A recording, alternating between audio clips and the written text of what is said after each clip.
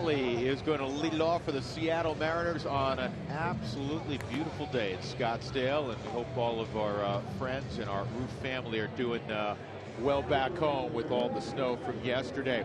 Let's take a look at the Mariners batting order, brought to you by Southwest Airlines.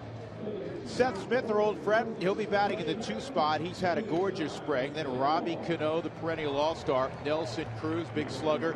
Steve Clevenger behind the plate will bat 5th. Stephen Romero.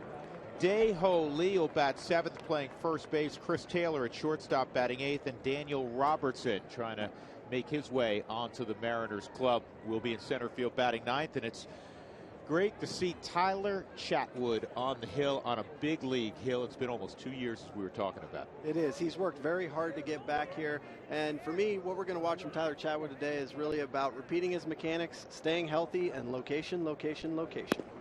And that location's on the outer third of the plate with movement. Strike 1 on Sean O'Malley. Having a big spring. O'Malley comes in with a .484 average. And I'm sure it's been quite some time since people have seen Chatwood work. He likes to work quickly, which as a player behind him you love. You absolutely love that when a guy's just up there pumping strikes, pounding the strike zone and working fast. It keeps you on your toes and ready to play. You know, you and I were chatting earlier today about Chatwood. Some of the things you said off camera I thought were very interesting. And because he's a shorter right-hand pitcher, the ball gets on you a little bit and it kind of keeps its plane. Right, I assimilated it to Roy Oswalt. It's kind of a one-plane fastball. As Roy Oswalt used to do, they get real low when they release the pitch and the ball comes out of his hand. It doesn't necessarily go down plane, so I always called it an invisible fastball. When you swing at it, it's tough because it's always belt high. It's a little bit above comfortable, and it's just always hard to square up. Tyler does a good job of that.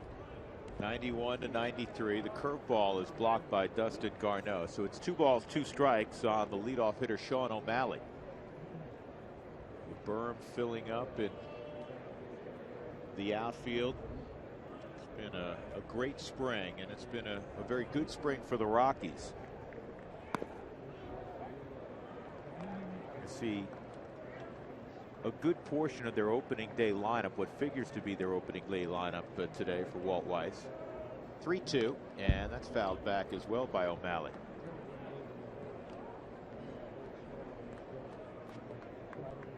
Chatwood grew up in Orange County.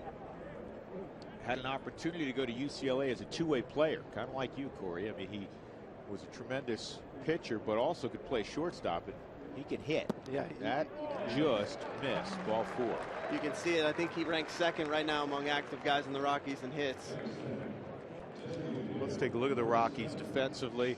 Their outfield is going to be terrific with the addition of Gerardo Parra defensively. Gerardo will be in left field. Charlie Blackmon naturally in center, and Cargo is in right. The infield, Arenado, Trevor Story, DJ LeMahieu, Ben Paulson, and Dustin Garneau is doing the catching. The only guy that figures to be in the starting lineup on opening day that's not playing today is Nick Hundley.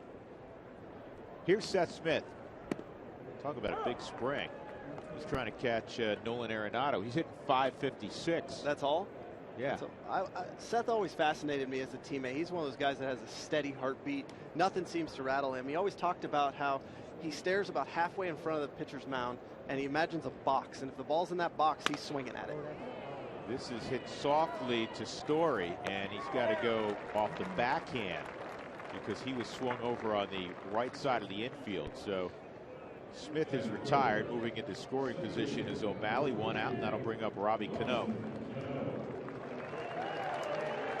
Well, you got to see some of the actions of Trevor Story, and Story is a big, strong guy. He's almost as tall as Tulowitzki. 6'2" and change. Tulo's about 6'3", and will play at a similar weight. I asked him the other day. He's at 212, and we were chatting with him before the game. He is stout. Yeah. He is strong. Yeah, he's built like a tree trunk.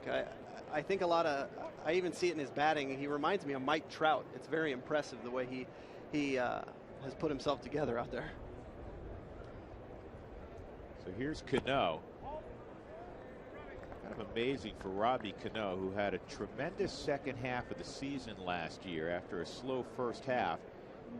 And he did it with a double hernia. He had surgery after the season for the double hernia, and still put up large numbers.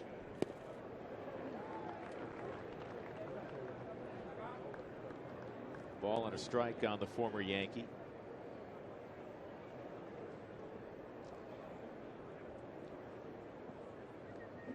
Mariners figure and hope to contend in what is always a competitive American League West. Why? Rangers are defending champs.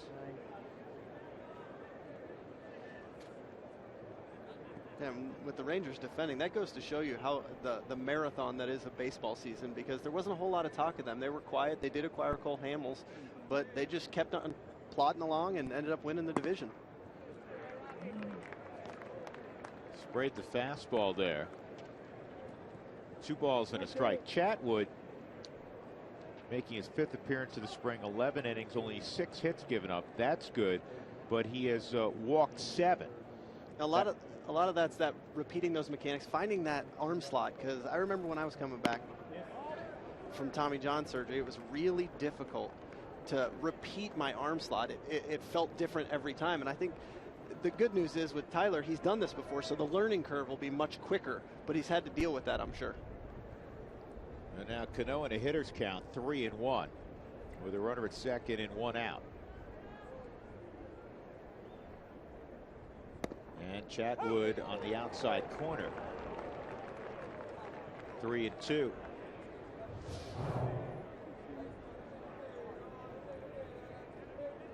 Good 2-seam fastball right there, just catching the outside corner, maybe a little off. He gets dramatic movement with that fastball.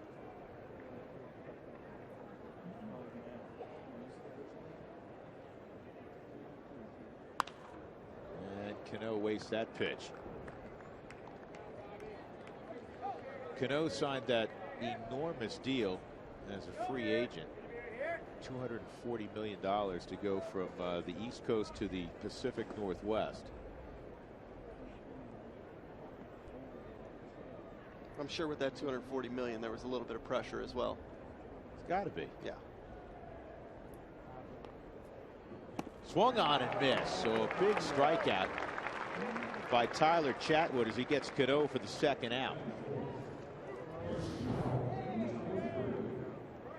Right there from Chat, that's a lot of confidence right there. That's a 3-2 changeup right there. Throws it for a strike. Even in missing down in the zone, that'd be a very effective pitch against a guy like Cano. Here's Nelson Cruz. He's hitting just 103 this spring. Don't worry about a veteran guy that's done it repeatedly like Cruz. In fact, the other day, that pitch is in. This is how strong Cruz is. He hit a ball out at Camelback Ranch against the Dodgers, 380 feet, and when they did the super slow replay on it, he hit it off the very end of the bat. That is a strong man. I remember in 2008, and I was in AAA, he was down there, and for the 2 series we played him, I think he hit 8 home runs in Colorado Springs and I think it was Oklahoma City then. He was with Texas. And he was just absolutely crushing the bat. You couldn't throw anything. There was no reason to throw him a strike. This is lobbed into right field. Cargo lays out and did not make the catch. So that'll drop, and a run will score. So Cruz drives in Sean O'Malley. It's 1-0 Seattle. Yeah, he does a good job fighting it off into right field there. Cargo, I love the dive. I love the dive by Cargo and the effort he made, but he tried to sell it like he caught it. Unfortunately, he trapped it a little bit, but he was able to keep it in front and also in his glove, and that was able to hold Cruz at first base.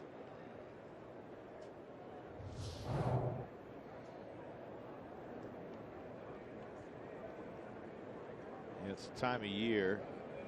Whatever you do, stay healthy. Exactly.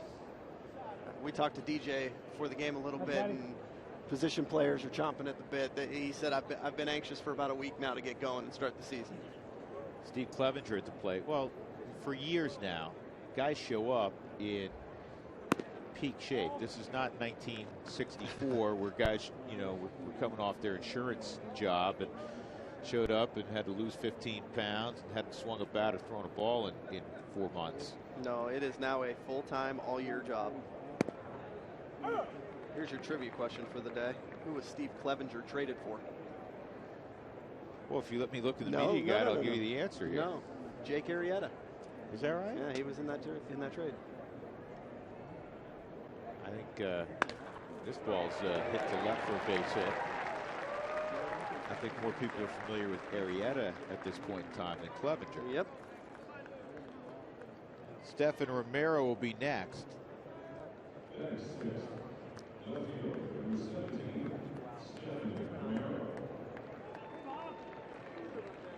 Let's talk about Steve Foster jogs to the mound. The reason you have to jog is there's a time limit. As soon as you come out of the dugout, it's 30 seconds. So he's arrived with 21 seconds on the clock to deliver his message. I'm anxious to see Bruce Bochy and that his little hobble. He's gonna have to work to get out there. Typically, when Boch goes out, he's making a move. He's got the hook with him. You know what? We'll have to put our own clock on some of the slower pitching coaches to get out. You can't just saunter out there anymore. Nope. Major League Baseball, last couple of years, endeavoring to speed up the game. 2 on, Romero at the plate. And he takes high, ball 1. Last time you saw him, we all saw him, Chatwood, it was against the Mariners. Actually, it's 2 starts ago, but against the Mariners, he went 3 innings, 34 pitches. Yeah, very efficient. I thought his fastball location was great. He threw 18 strikes. The 2 walks he did have, one was kind of pitching around Nelson Cruz. Can't really remember the other one, but he was very efficient with his pitches. He worked down the zone. I think he got 8 ground ball outs, too, in the 3 innings, so he was very effective. And he gets a little bit of a mulligan because it's been a couple years, and he's working off rust. He did pitch in winter ball in the Dominican. But one of the points of emphasis this spring, and it's not a surprise, Walt was talking about this very subject with us earlier in the morning. And they got DJ came in and they pick off Nelson Cruz. What was about, you can't walk people, talking to the pitching staff, just way too many free passes a year ago because it wasn't a big strikeout team. Good pick there to get out of the inning. A run for the Mariners. We'll see the Rockies on O next.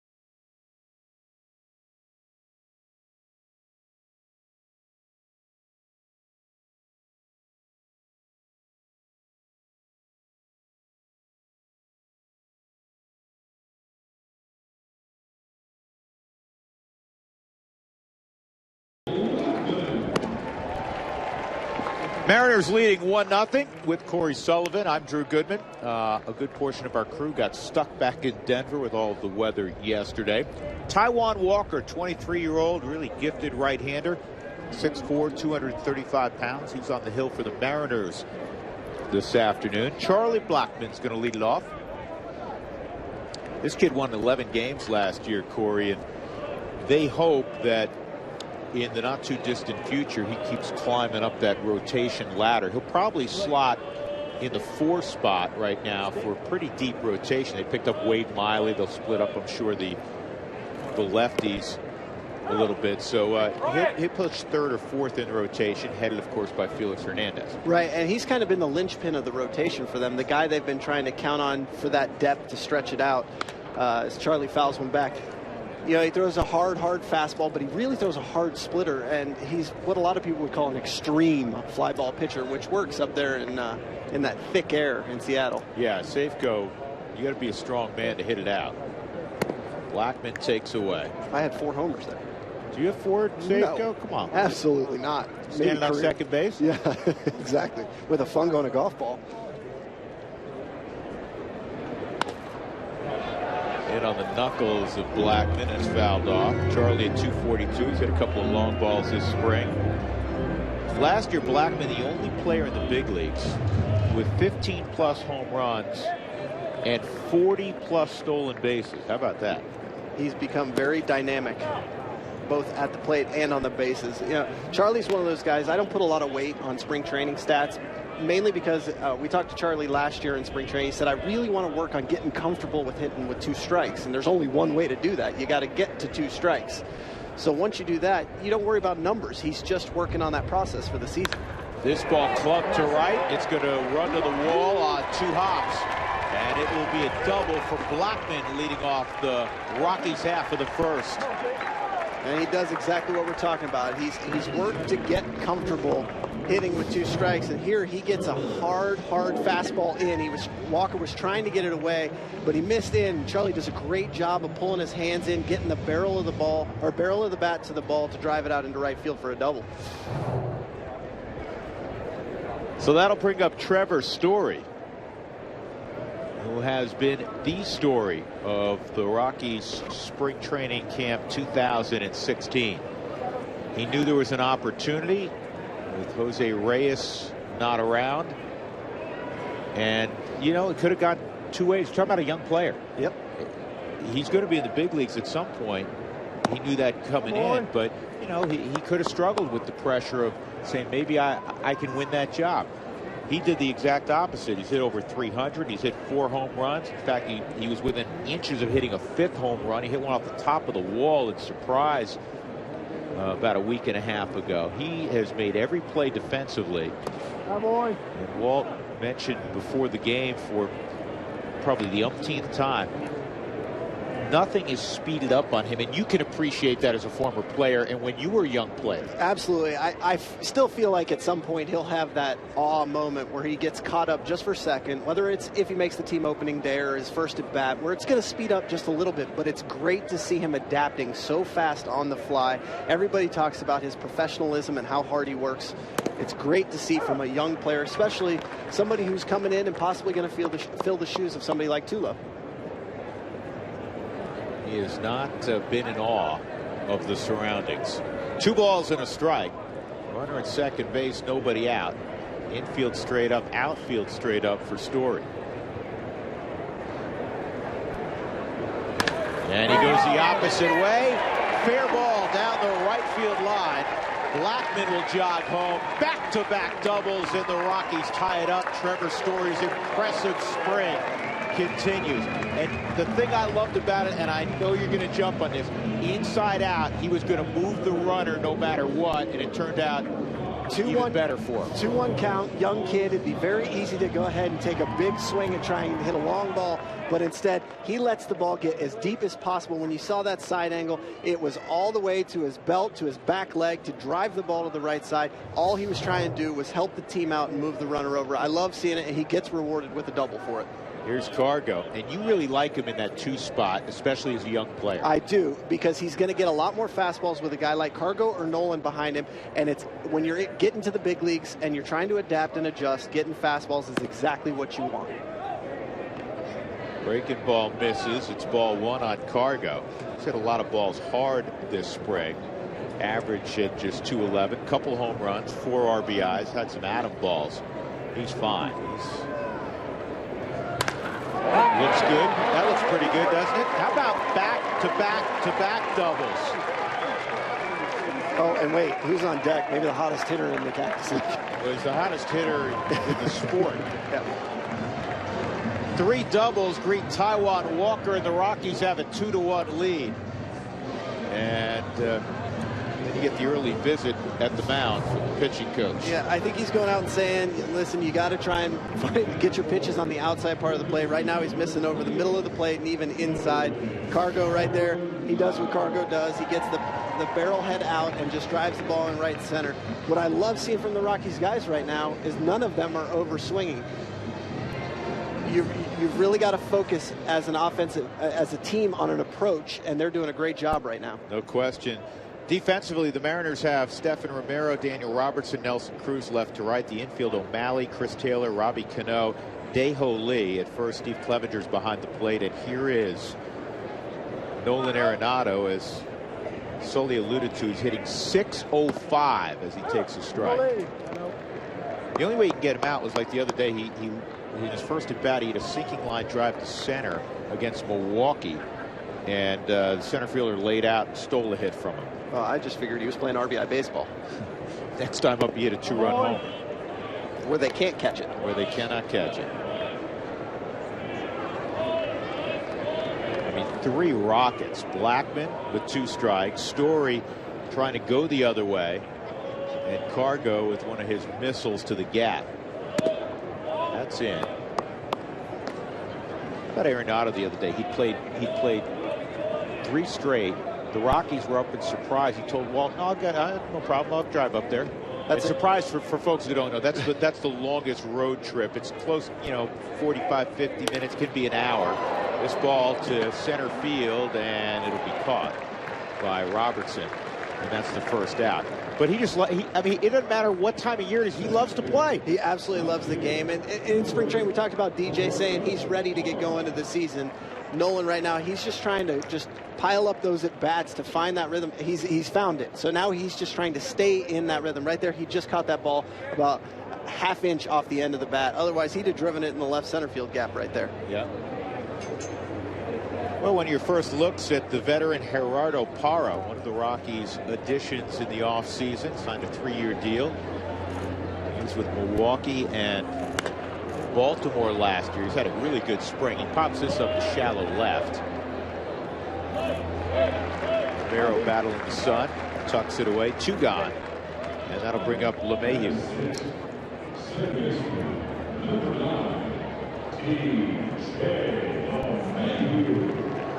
DJ hitting in the 6th spot.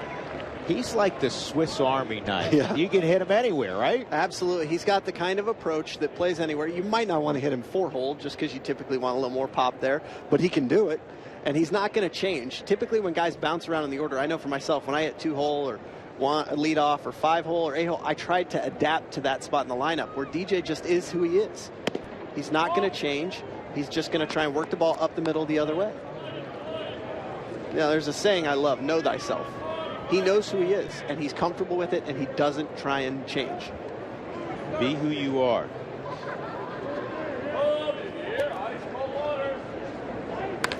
There's some guys you always worry about it. They're in the wrong hitting group.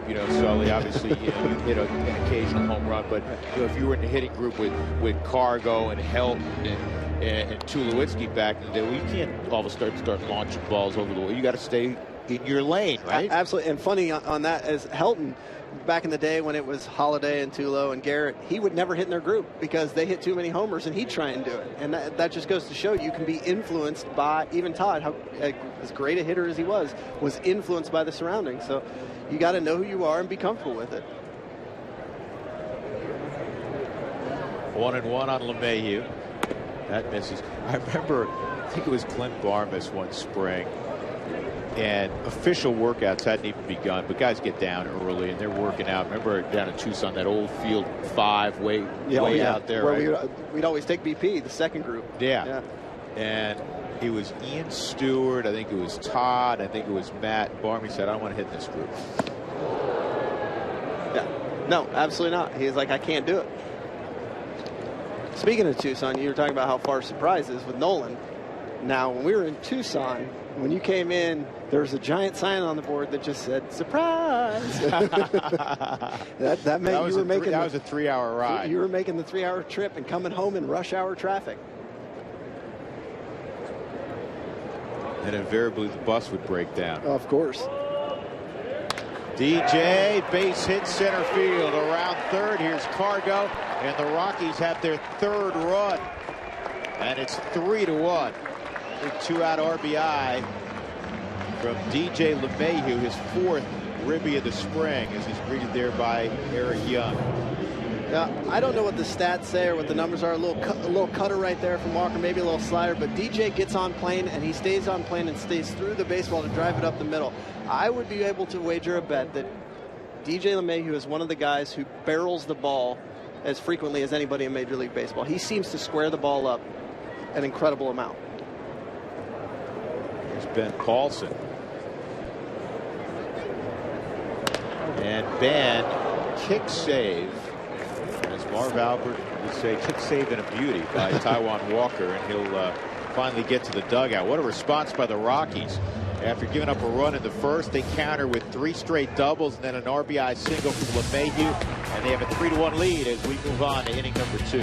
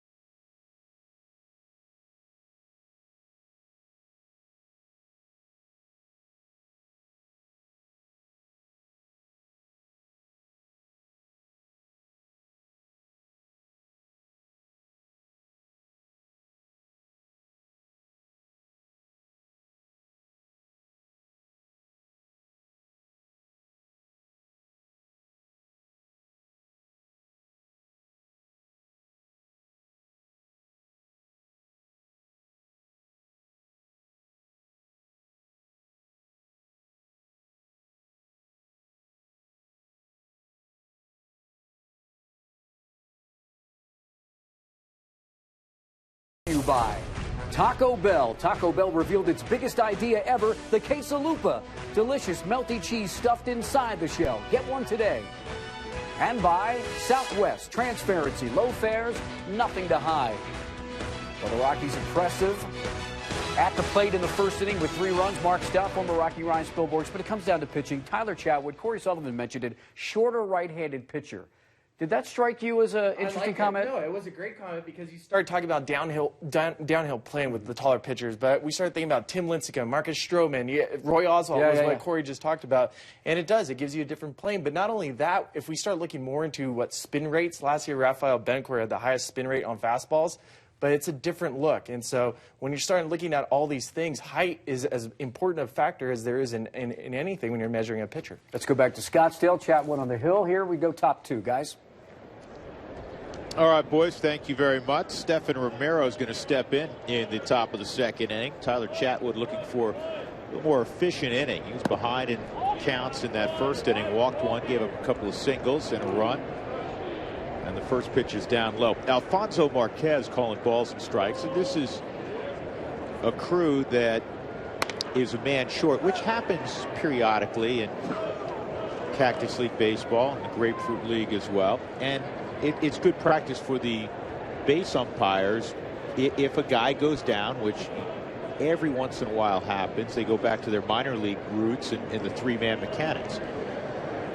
And it's interesting to see them have to move around and adapt on plays that say second base right now where nobody's coming on a double, and just how they rotate. They need to find that rhythm as well. It's spring for them as well. Yep. 2-1 on Romero.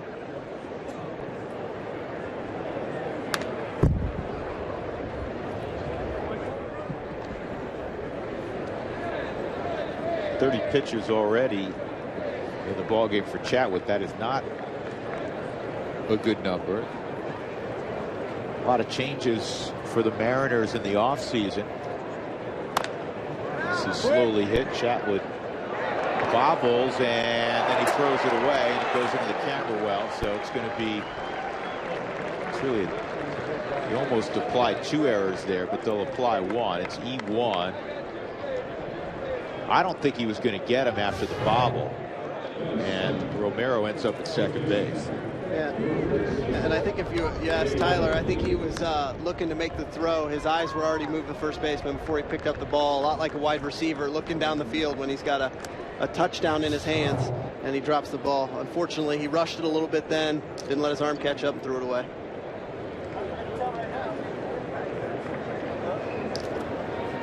Big man Dae-Ho Lee at the plate.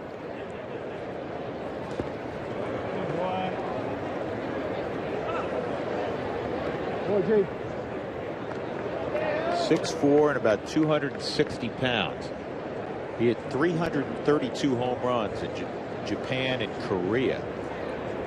It's quite a bit, and I think the idea here by Jerry Dipoto, they signed him to a minor league deal with a lot of incentives, not knowing what he was going to be able to do here in Major League Baseball, possibly platoon him with Adam Lynn. Broken bat, and that sneaks under the glove of Paulson, and Romero scores easily. And the Rockies not sharp on defense here in the second. And that'll be an error on Paulson. Yeah, you don't know if the end of the bat sometimes as a fielder, when the barrel of the bat starts flying, it's easy to draw your eye to that, and that might have caught Paulson's eye. He kind of chicken winged with his glove there, unfortunately pulled it up a little bit early, and the ball was able to get by him.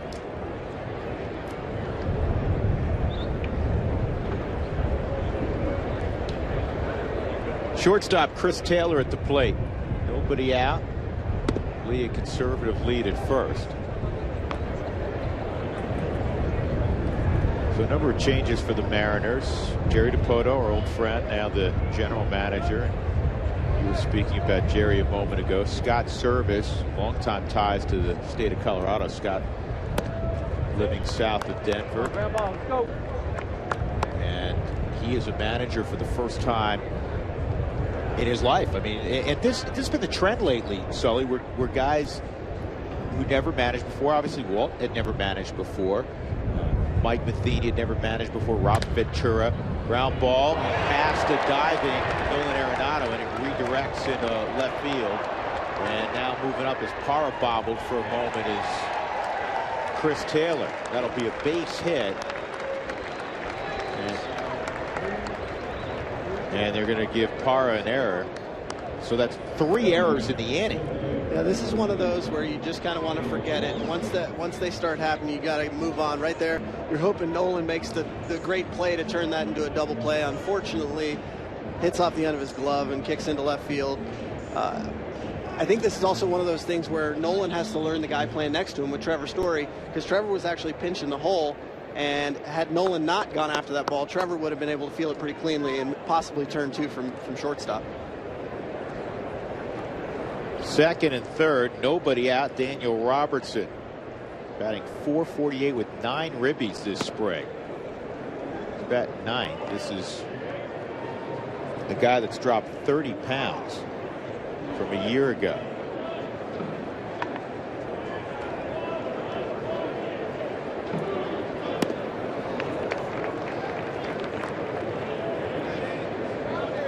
Colleague Dave Sims on the broadcast with Rick Riz for the Mariners today. And Dave was telling us earlier, he said last year he showed up at camp and he's not a big guy. He's popped in foul territory. Paulson does not have a play. And he looked at him and he said, "Who do you think you are, Hack Wilson?" Now, this goes way back, but Hack Wilson, if you look up the pictures of him, he drove in 191. There's Dave, tremendous broadcaster. Drove in 191, which is the all-time record, and he's like 5'4" with the Cubs. 5'4", but weighed like 210. Wow, so he was a square. He was a square, yes. He's 5'4" tall, 5'4" wide. Back to the conversation about Scott Service and first-time manager, that is kind of the going trend, but I think it's kind of breaking the ethos that has always existed with, you gotta go out and get a guy who's experienced, who's done it. And that doesn't mean there aren't guys out there that are just as valuable who have never done it. play by Chatwood. He gets over his head. It's going to be a run. So there's the first out. And I also think with GMs like Jerry Dipoto, there are a lot of guys that from when they played that are their right-hand man. And I remember when I first retired from the game, I went and talked with Jerry Dipoto when he was with the Diamondbacks, and we sat there and we talked baseball for 8 or 9 hours. We had lunch at one point, and then the next thing we knew, it was 6 o'clock at night. And he talked about how Scott and him were close and what he thought of Scott. So it's not shocking to me that Jerry would go out and bring in him. Sean O'Malley at the plate takes a strike. Edgar Martinez, who came on in the middle of last season, was maybe the best DH of all time, took over the hitting coach duties. You saw him in the shot a moment ago. He's a holdover. There's a broken bat. Mel Stottlemyre's now the pitching coach. Mariners 2 years ago won 87 games. They were in the high 70s last year. Took a step backwards. Something I really like from Tyler that he's doing now, he's got himself in a little bit of trouble. You really see him working into hitters, and even major league hitters, they really don't like the ball in. They want it out so they can get their hands extended, but he's absolutely pounded Robertson and O'Malley in. Now broke 2 bats, and he's getting dribblers back to the mound, as you see, and that's what you like to see when a guy's in trouble and in a jam. 0-2 pitches up high, 1-2. He's been working 91 to 93. If you're wondering about velocity, that's good location there.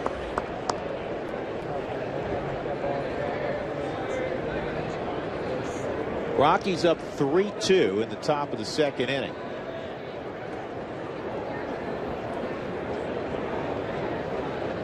No television tomorrow. We're back on the air Saturday and Sunday. Swung on and missed, and now there's 2 outs with Seth Smith coming up. A chance to get out of this inning and really limit the damage.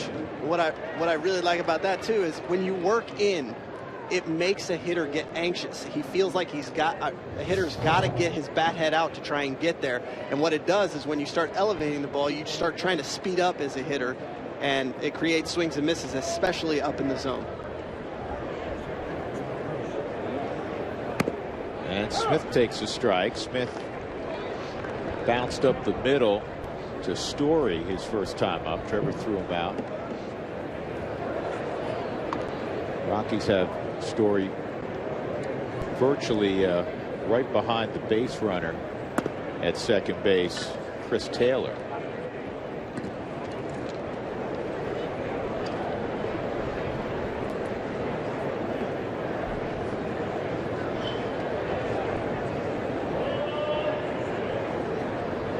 Daeho Lee at third, Taylor at second, and that's high, 2-1.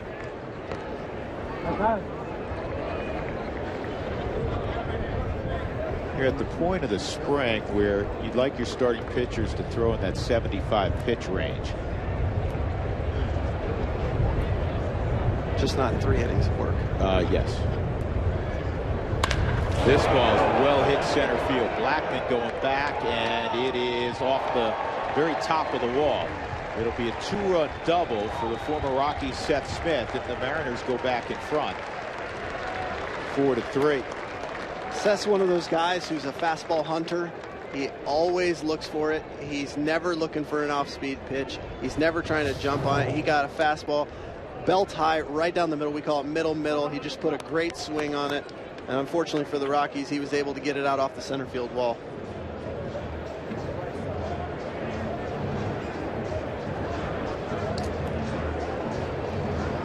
Chatty definitely knew he had missed his location there.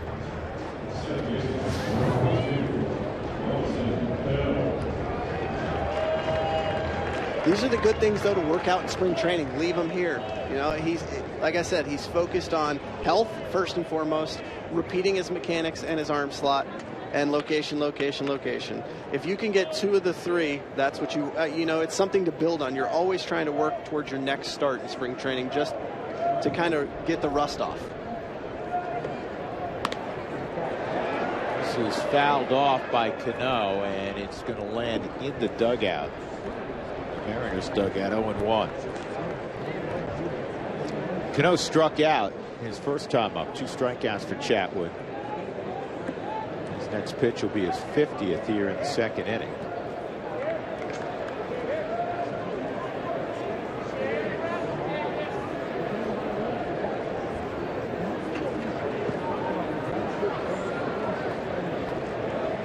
Mariners brought 60 players to big league camp this year. 31 new faces from a year ago. Big turnover. 0-1 to Cano.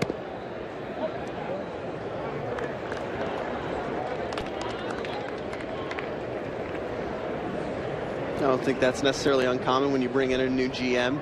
There's guys that he's liked all along and always wanted to acquire, I'm sure, and finds a way to do it in the offseason.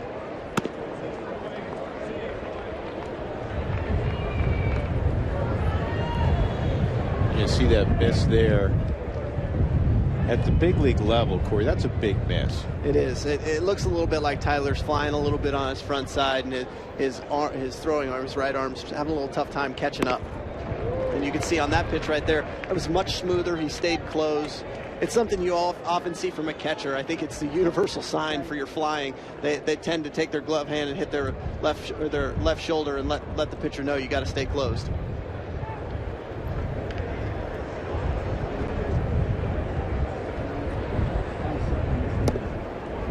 Changeup, 3-2.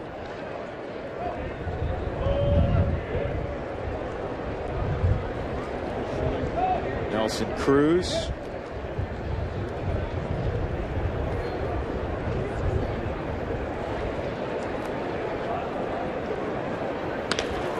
And that's a base hit.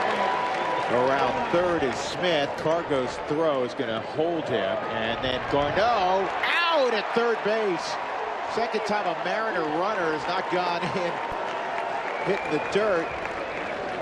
And that will be a 9-2-5 put out to end the inning. 3 runs, 3 errors by the Rockies, and the Mariners have a 4-3 lead. Gorgeous throw from Cargo.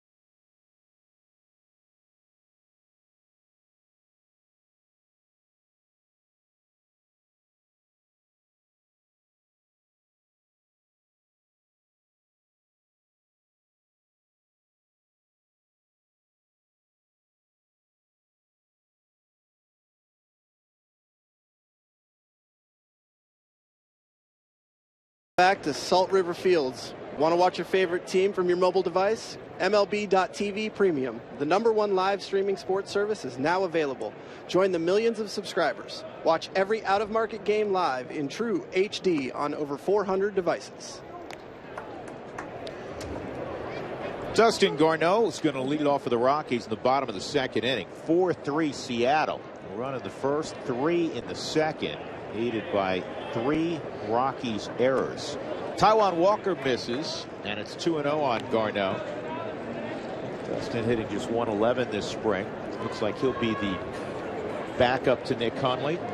Tom Murphy and Garneau were battling for that spot.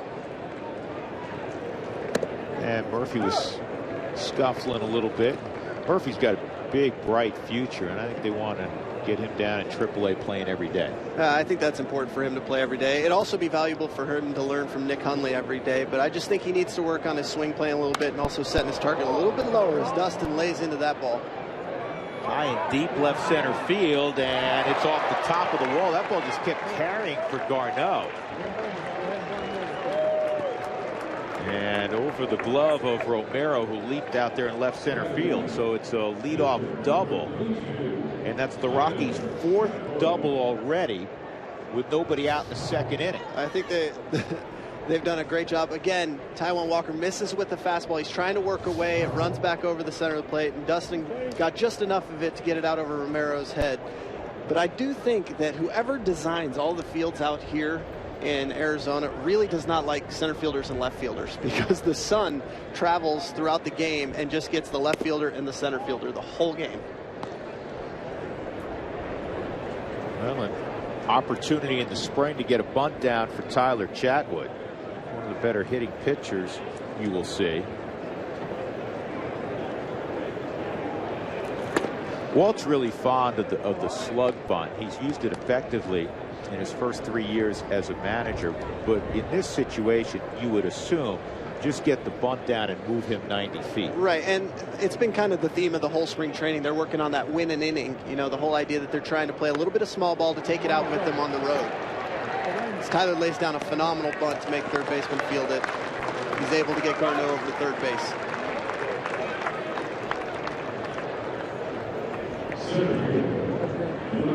He gets the job done, and that'll bring up Blackman, who roped a double to right field his first time up, and then would score moments later on a Trevor Story double, and then Story would score on a Cargo double.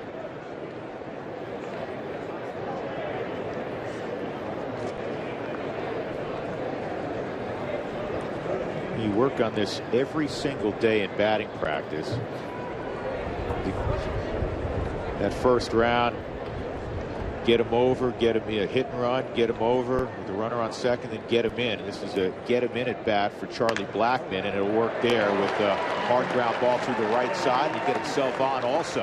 Yeah, that ties the game at 4. Yeah, Charlie did a great job there. He saw that the infield was playing back, so he didn't try and adjust his swing. Sometimes in that scenario, you're trying to get a pitch up in the zone to hit. But Charlie wasn't. You could see that the second baseman and the shortstop are playing deep. First baseman's playing deep. So all you got to do is put a ball on the ground, give yourself up, and he's rewarded with a base hit. You obviously ran some. How important is it for a base stealer like Blackman to take a few opportunities in the spring? Obviously, you want to preserve the legs. You don't want to beat up the body in March with the 6-month season on the horizon. But, you know, this is one of those situations where it's a good running position in this baseball game. It definitely is.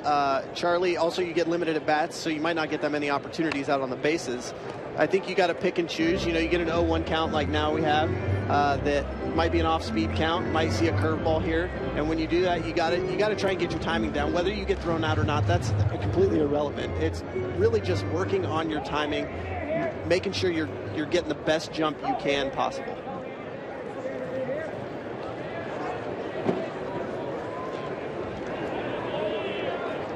Oh, and 1 on Story. And this ball is down the right field line, headed toward the Rockies bullpen. It'll go over their bullpen and out of play. Yeah, every time I come here, and it's been a number of seasons now, it seems like Tucson was just a year or two ago, but it's been 5 or 6 years now. This is such a gorgeous facility. It is. It's incredible that it's only been here a handful of years. Story holds up 1 and 2.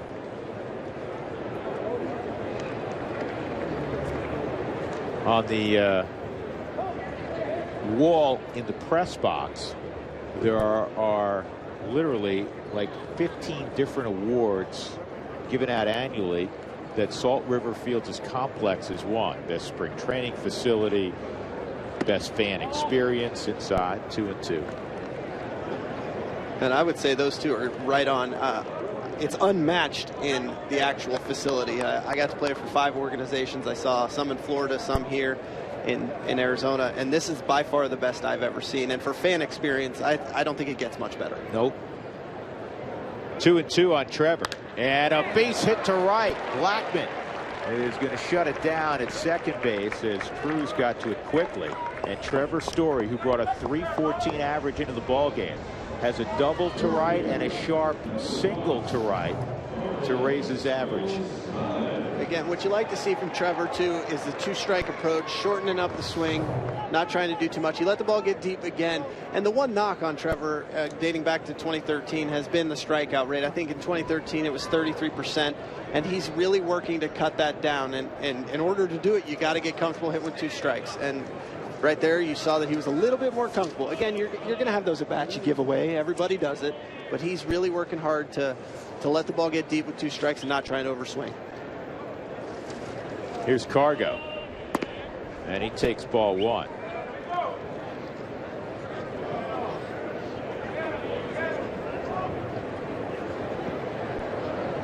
Well, 37 at-bats this spring.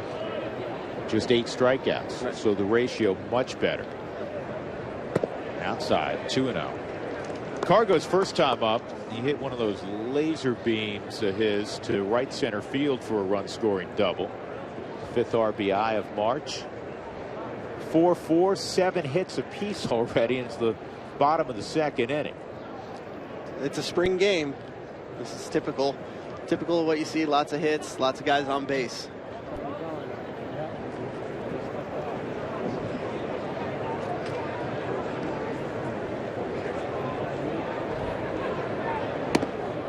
And Walker does not give in 2-0. That misses. It's 3-0.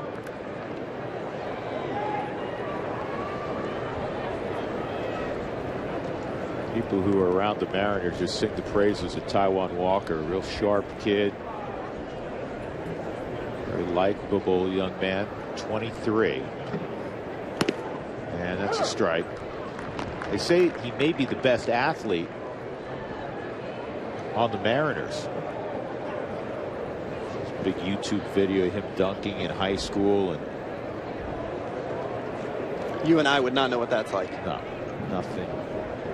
Nothing about such a thing. High fly ball left field. 2 outs, and that'll bring up Nolan.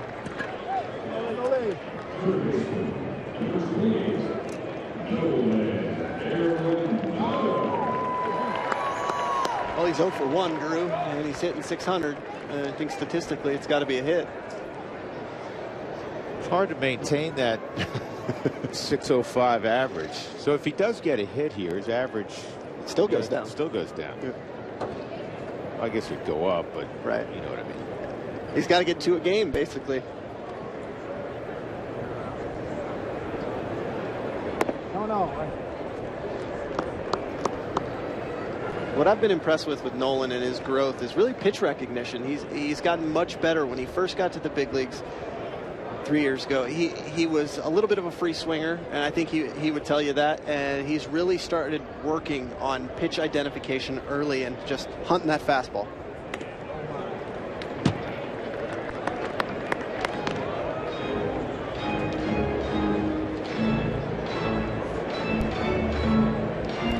Mariners do not overload the left side. No one's seen that shift already a fair amount this spring, and he says, I'm just going to take my swings. I'm not going to worry about where guys line up. And I think that's probably the smartest approach, especially for a guy who hits it over the wall. I see both sides of it. Obviously, I was never a guy where they were going to shift on maybe the left side of the infield for me. But, I've always wondered why when you see a shift as a hitter, even as a power hitter, why you don't just move up in the box a little bit, cut down on the angle. It'll just open up the opposite side of the field just a little bit more.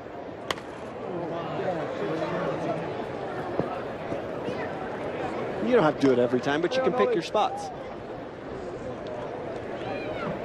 If you're a slugger, you got to be smart about it too. For instance, Cargo will drop a bunt down every once in a while. If there's 2 outs and nobody on, you don't want him doing that. Nope. Because you hope he hits a 2-out home run. Exactly. Now, if he's leading off the inning or that sort of thing, and you're down a run, you know, maybe it's not a bad play. Yeah. Every once in a while.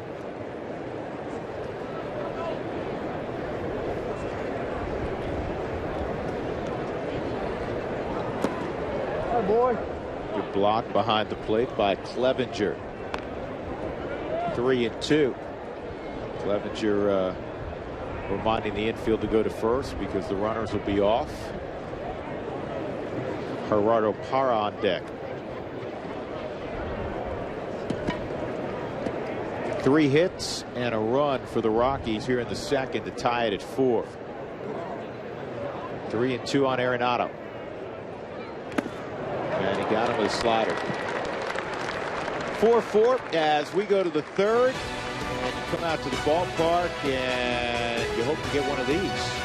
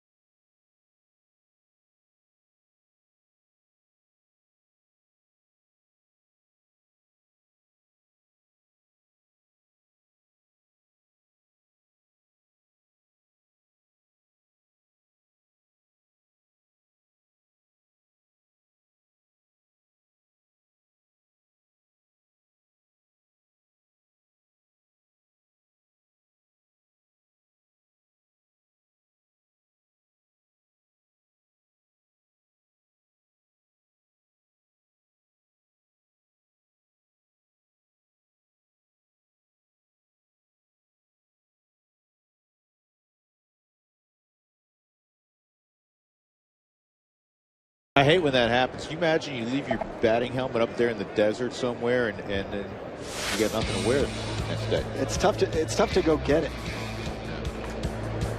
4-4, an injury update on John Gray, who had to leave the ball game a couple of days ago. They did an arm MRI, and he has a strain in the abdominal area. There is no exact timetable. You and I talked to Walt about that injury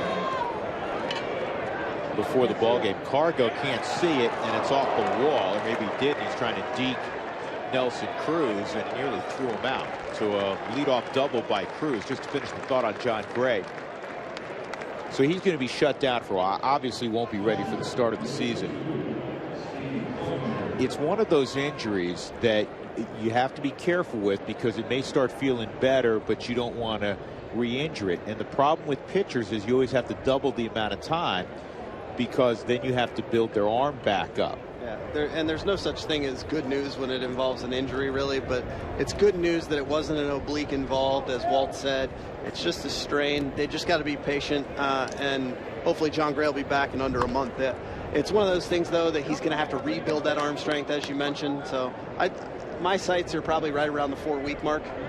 It could be less, which is a good thing.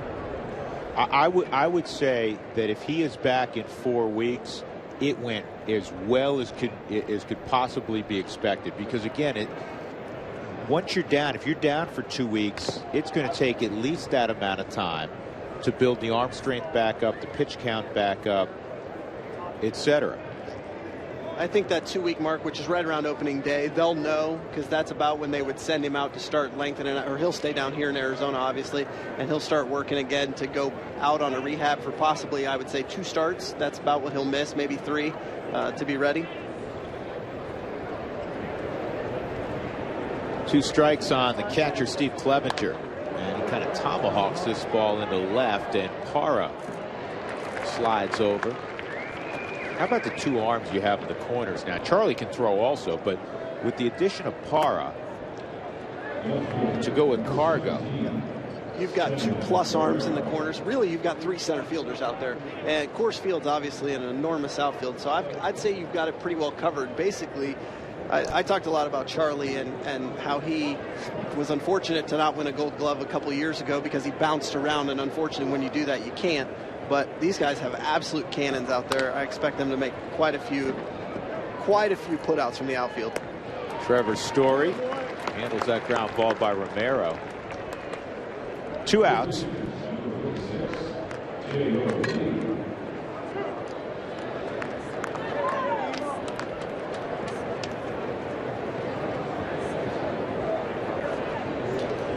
Dae-Ho Lee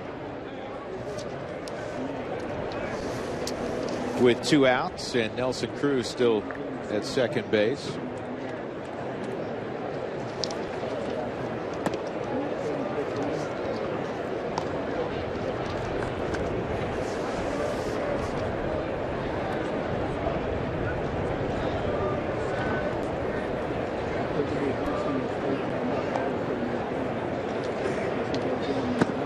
And the slider bounces.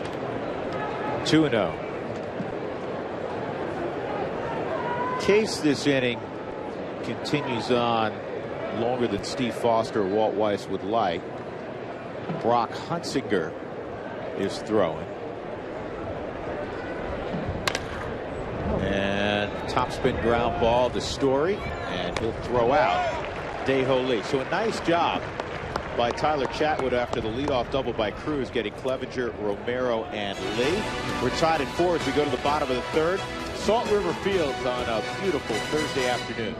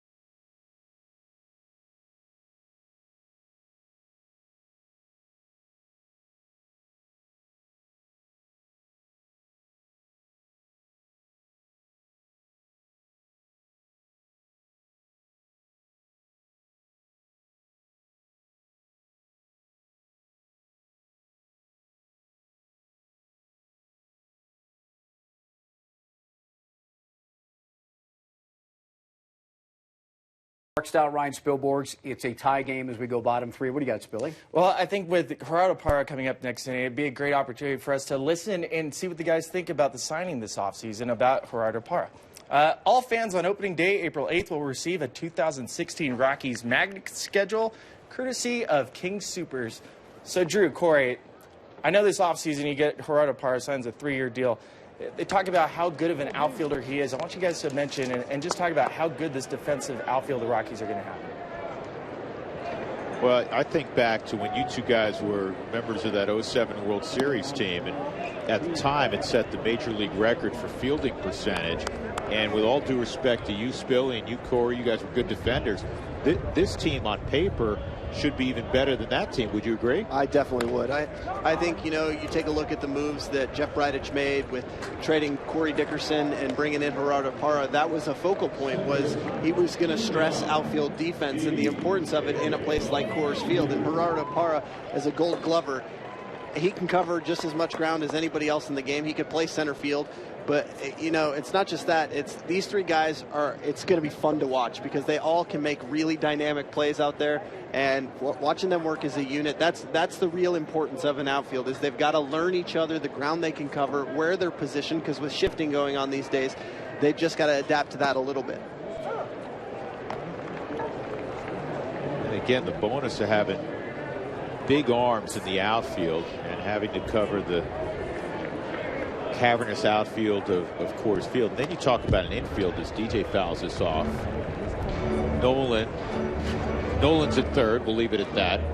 DJ's at second. We'll leave that where it is, and you can draw your own conclusions. And Trevor Story, I think, listen, will there be some big league growing pains? Probably. He's playing a premier spot.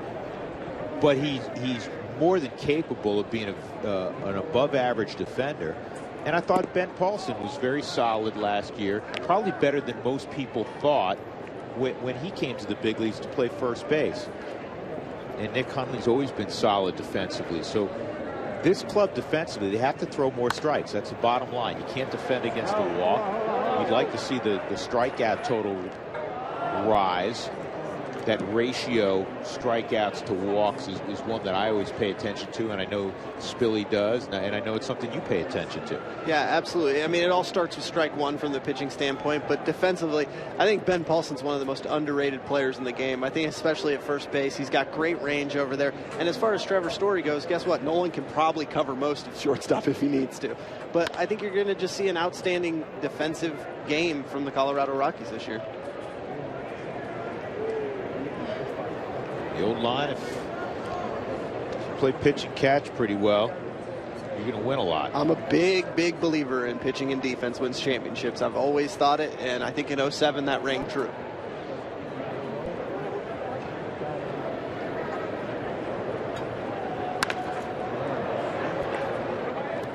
One out as LeMahieu battles away. First time up, he lined a base hit to right for an RBI.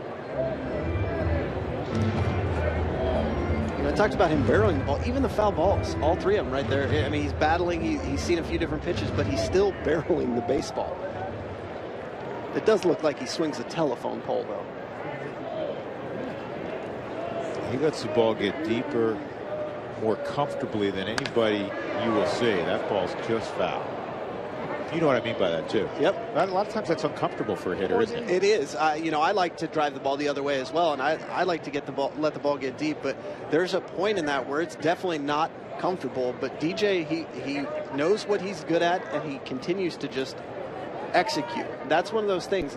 It's a different thing to know what you can do and not execute. But he does such a great job executing, letting the ball get deep. On two hops, cut off by the third baseman O'Malley. Two gone.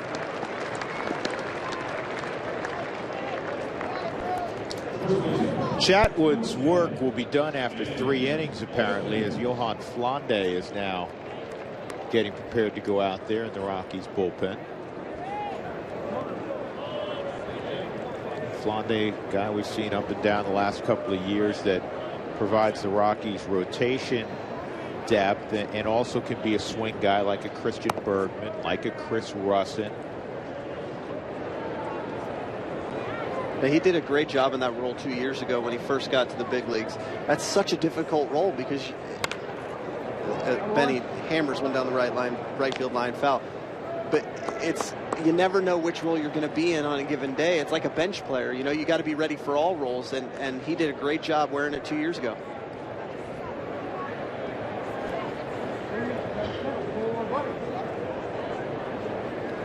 1-1 on Paulson, and the breaking ball caught the top portion of the strike zone. It's 1-2. We're starting to see Taijuan Walker to settle in on the mound. He struggled a little bit with his command the first couple innings, but now he's definitely been able to pound the strike zone with all his pitches. And he gets a strikeout on a fastball. So his initial 1-2-3 inning of the ball game. We go to the fourth. The Rockies 4 and the Mariners 4. Sunshine galore.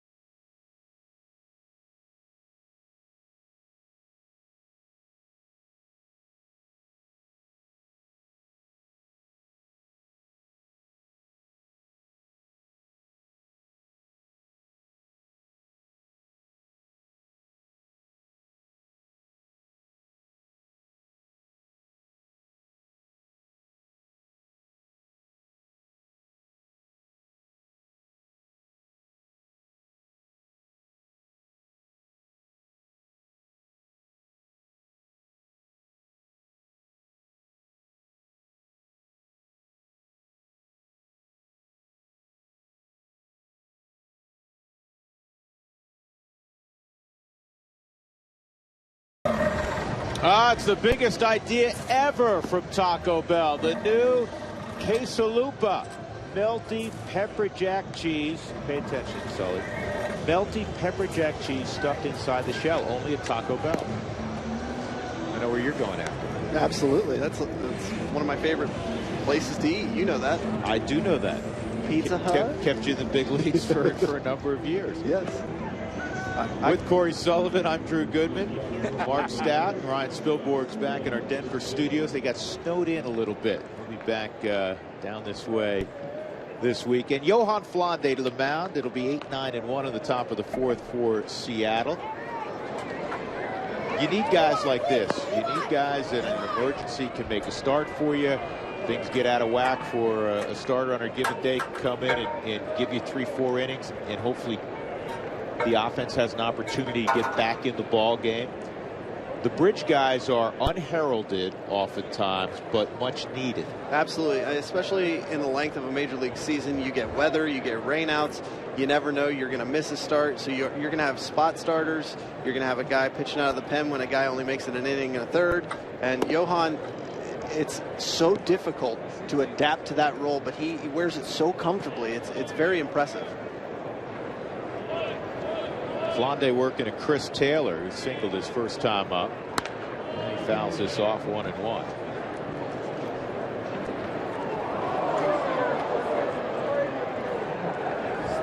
Flande last year started the year at New Britain, went 5-0 with a 1.36 ERA in 6 starts. Got elevated to Albuquerque. He's 3-3 in Albuquerque. In the big leagues, he was 3-3 with a 4.74 for the Rockies. 19 games, 10 starts.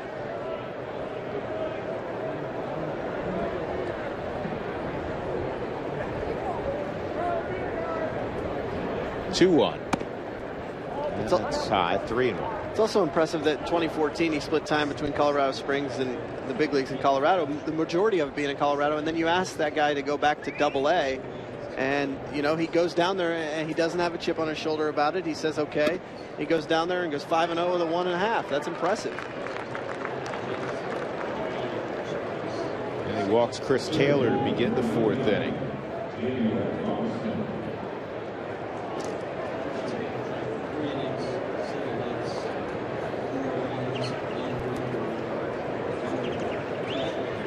If you wonder why Tyler Chatwood's still throwing, this happens in the spring. If he didn't quite hit his pitch count, but they didn't want him to throw anymore in the middle, you know, in the ball game where he was still, you know, 12, 15 pitches short, they'll have him finish it up as he's doing there in the bullpen. You know, not the greatest outing, obviously. He gave up 4 runs. There were 3 errors behind him. The pitch count, he was in hitters counts too frequently, spraying the fastball a little bit. Yeah, again, it starts with that first pitch of each bat. You got to get ahead. It's been the, you know, what the Rockies have really worked on with their pitching staff. He just struggled a little bit with his location and the repeatability of his mechanics. Those are growing pains that you're going to have when a guy's coming off surgery. Again, a couple of years since he's been on a big league diamond. 1-0 on Daniel Robertson at the plate. You ready?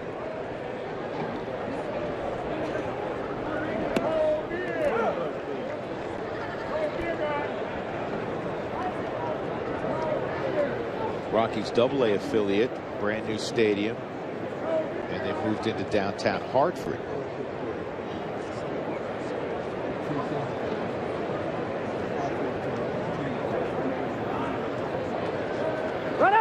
Runner going, and it's a bouncer over the head of Arenado into that left field corner. And with the runner moving, Taylor's going to score easily. And Robertson's hunting a triple, and he's got a 3-bagger relatively easily. And it's 5-4 Seattle. That was one of those Arizona choppers when it's a lot of sun out here, dries out the infield. Robertson tried to stay on top of the ball as he saw the guy running. And, you know, it's just one of those that gets over Nolan's head because the infield grass and ground is so hard and it finds the hole down the left field line and able to get a triple out of it. Well, you played in both the Cactus League and the Grapefruit League in your career. the averages are typically much higher in the Cactus League than they are the Grapefruit League. That they are. The air's a little heavier out there, a little more humidity. You get some rainouts there. That's a difference that you don't get here. But really, it's just such beautiful weather that it's tough to keep the infield from being so fast. Which did you prefer? Training where you're sweating all the time in Florida or here in the dry heat? Arizona, all day, every day. You make a good point. People who just come down here may not realize there are a fair number of rainouts in the spring. And this ball is punched to left center field, a base hit. And O'Malley's going to hunt a double. Here's the throw by Parra, and it gets past DJ, who's trying to apply the blind tag. So it'll be a run-scoring double for O'Malley. 2 runs in the inning, nobody out. 6-4 Seattle. And I think Johan's just a little bit rattled after the triple by Robertson. Left ball a little bit out over the plate. You got to tip your cap to O'Malley, who did a good job with the runner on third base and was able to just put it in play for the RBI or double.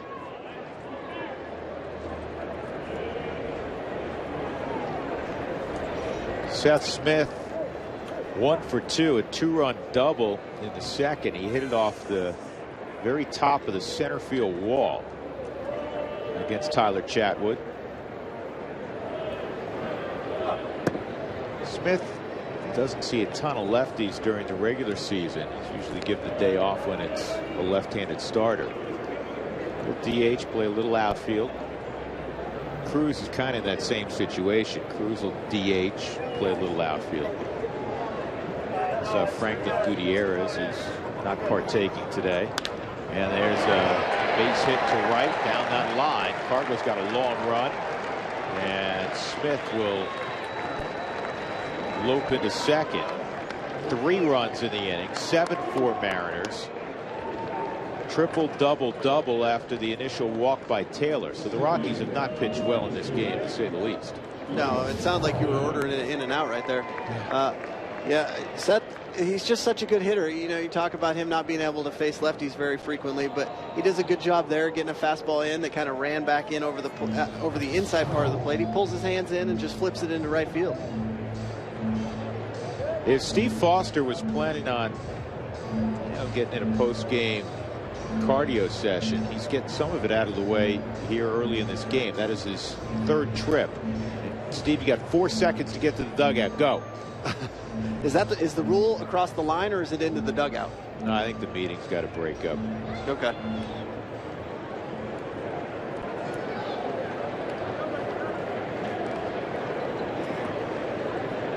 Smith at second, Robinson Cano 1 for 2. He had a second inning single. 11 hits in 3+ innings for the Mariners.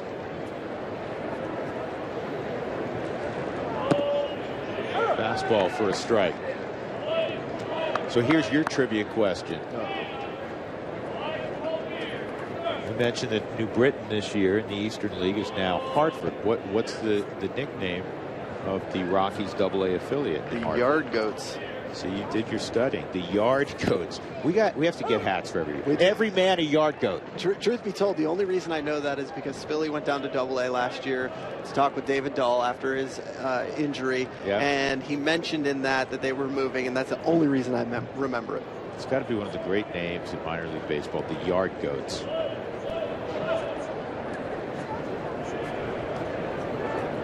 I appreciate you taking it easy on me. Spill, you know what? We have a guy there that can take care of us. The guy's old buddy Jeff Salazar is the hitting coach. Yep.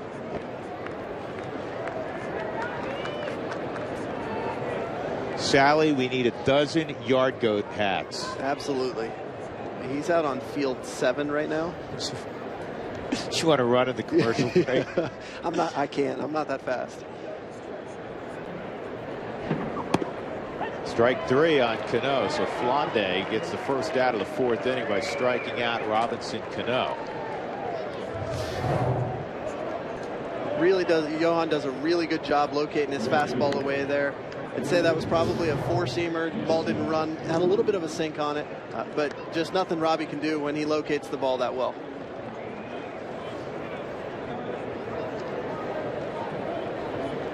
Nelson Cruz 2 for 2, a single and a double.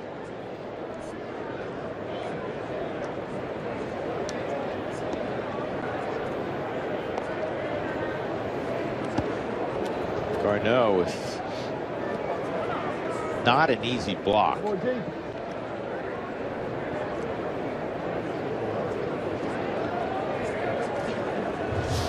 He does a great job shifting his weight over. I think he might have gotten crossed up after they have the conversation, because if you watch Garneau's glove there in the replay, he was keeping it square until real late, and then he realized it was a breaking ball and turned it over and slid with it. That means he did a really good job of adapting to the pitch, especially because he got crossed up.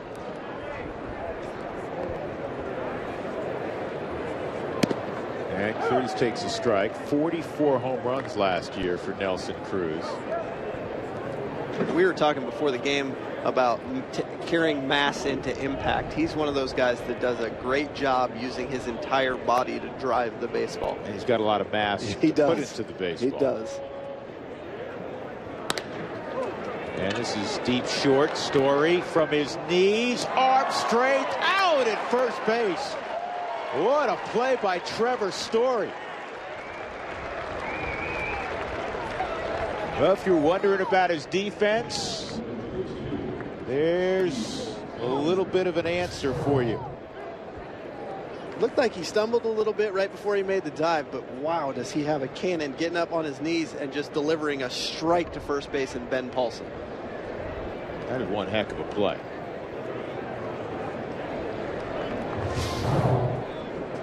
Each day in spring training, each game, he checks another box. Yes, he does. He does. Here's Clevenger, the catcher. He's 1 for 2.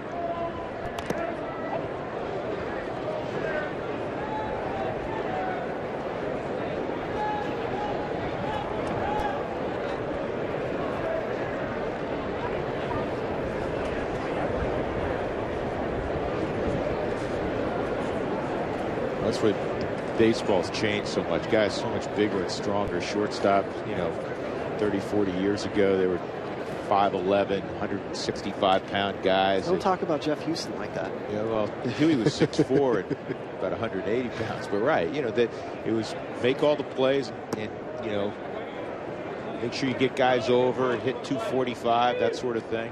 Now you got these monsters playing shortstop. I mean, again, Story's 6'2", 6'2 and a half, 212 pounds.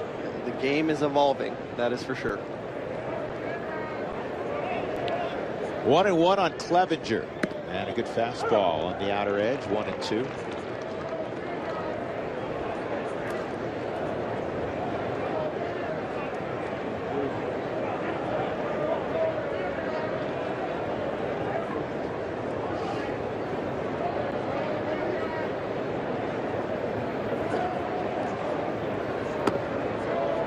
Slider misses, 2-2. Love when hitters talk to him on a take. Look at Clevenger angry with himself. It was a take. But he flinched. I mean, that means I almost bid on that pitch. How can I do that? Yeah. Right?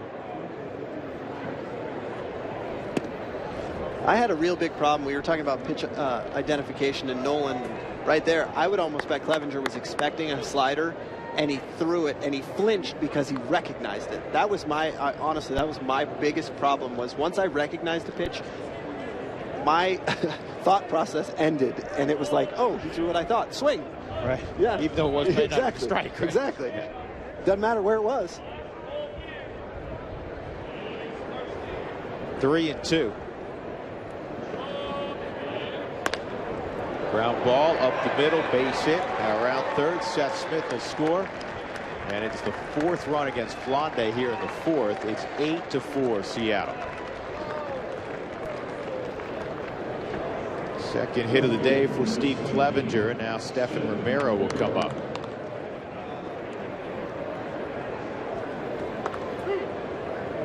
Twelve hits for the Mariners. Rockies and Mariners met a couple weeks ago with the Rockies winning 6-4 in Peoria.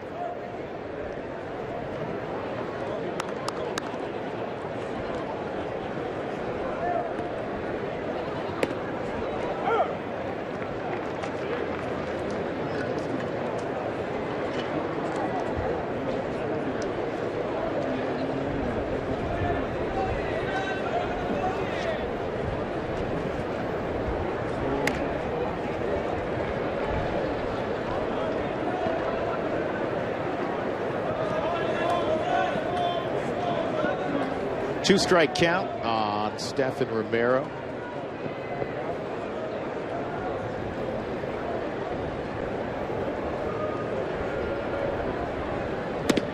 Outside, 27-year-old had 21 at-bats with the big league club last year.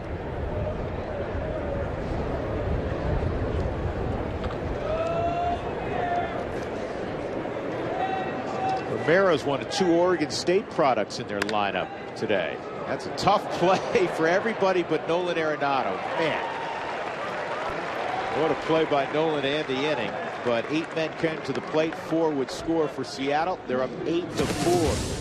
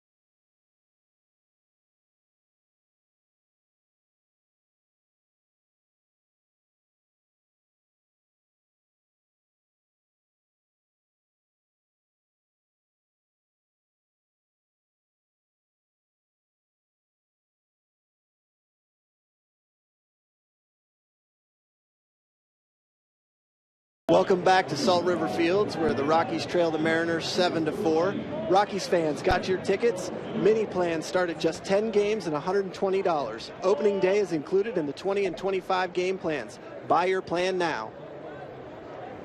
Drew, you'll be there. I will be there. I will be there.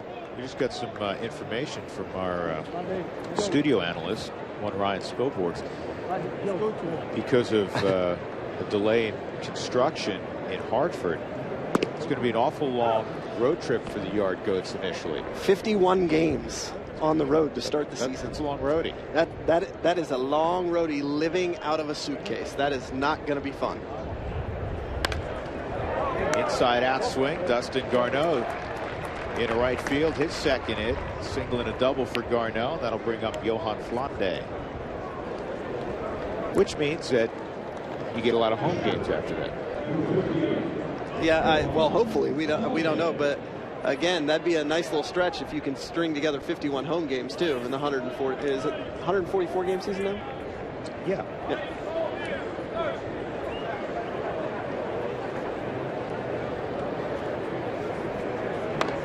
And Flande bunts this almost into no man's land. Nicely done by Flande. Garneau to second base on the sac bunt. Charlie Blackmon's had a nice day. We say that frequently. Double and a single and an RBI for Chuck Nasty.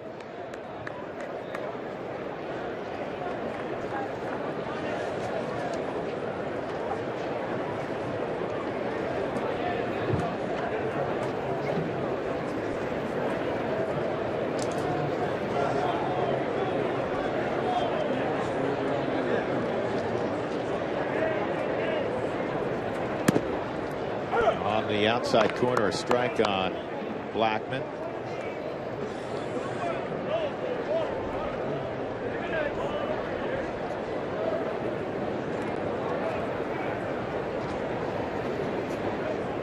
And Taijuan Walker has this one pulled foul.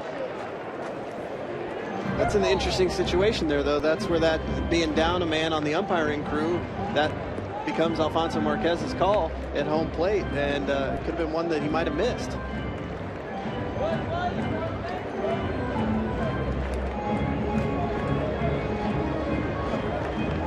Mike DeMuro and Adam Hamari are the base umpires. Let's see.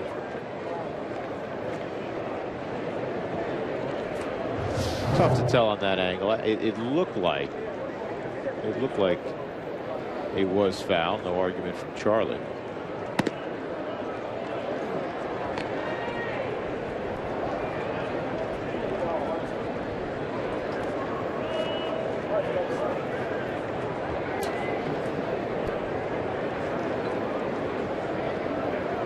One, two on Blackman. Out of play.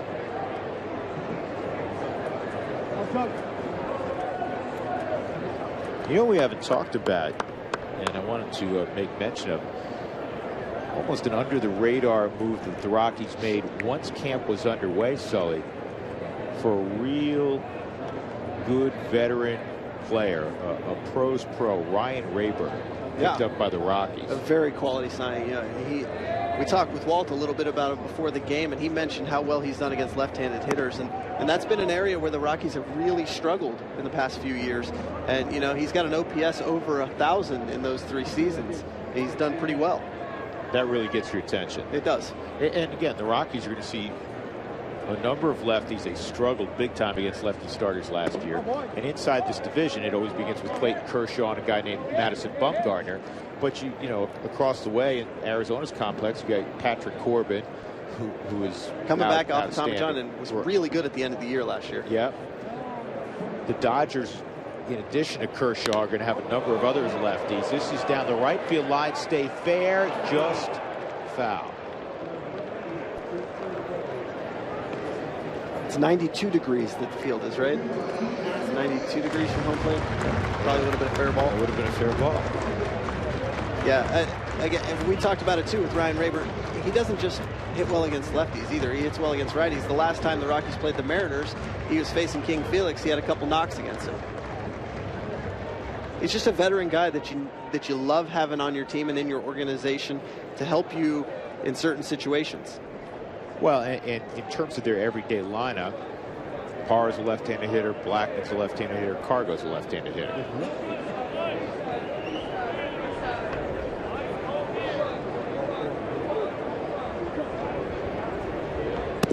He brings a little bit different dynamic too than Brandon Barnes. Brandon's he's the kind of guy who plays all out every day. He's an incredible defender, and you got Ryan Rayburn, who's got 82 career home runs. A little bit different. You like having that thump coming off the bench. Sure. We always point this out this time of year, and managers in all 30 spring training sites will point it out. The media focuses so much on the 25 guys that will break camp and head north. But it's going to take 35 to 40 guys to finish a season, maybe even more than that.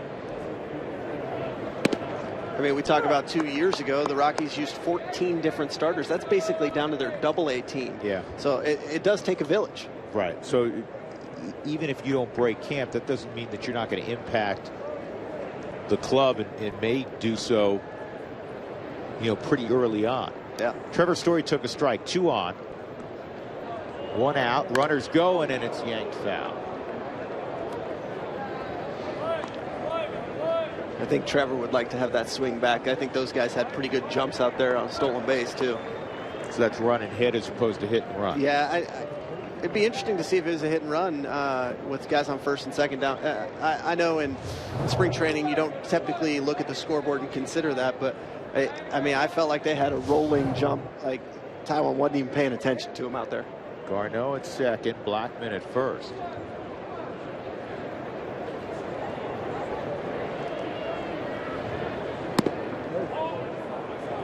One and 2 on Story. Double to right, single to right. He has an RBI. He has scored a run.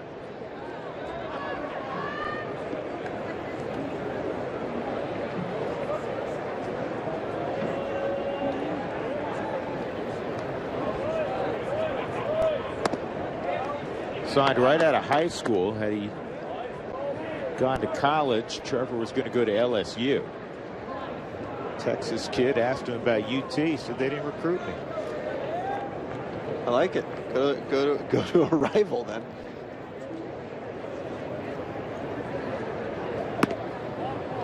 Good eye. He's got some of Tulo's mannerisms a little bit on his takes. You ever notice that? Yeah, the same little front arm swing. Yeah. I can definitely see that. Right there when you saw him with his bat, that was a big thing Tulo would do, is he would hold it out in front like that. Yep.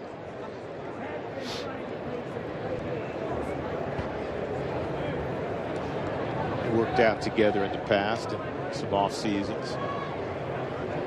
Not a bad mentor to have. No.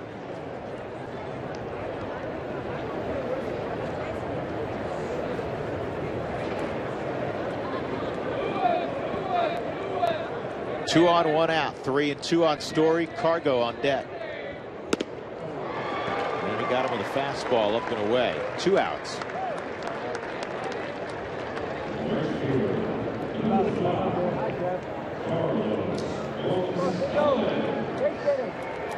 Got to figure this would be all for Taijuan Walker. He'll be above 80 pitches.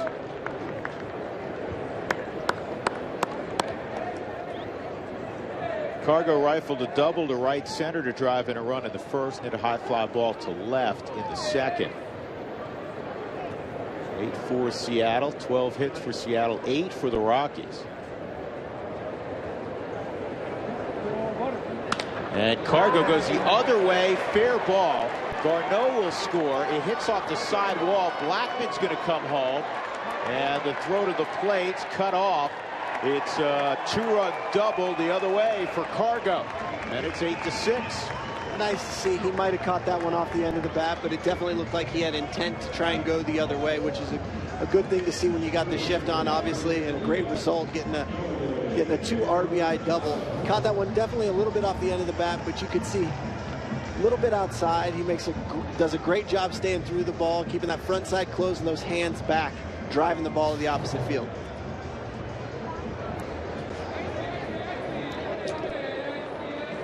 So right at, what did we say, about 80 pitches, Taijuan Walker is dismissed. And with Nolan Arenado coming up, we'll give you the pitching change when we come back. Seattle leading 8-6 in the 4th inning.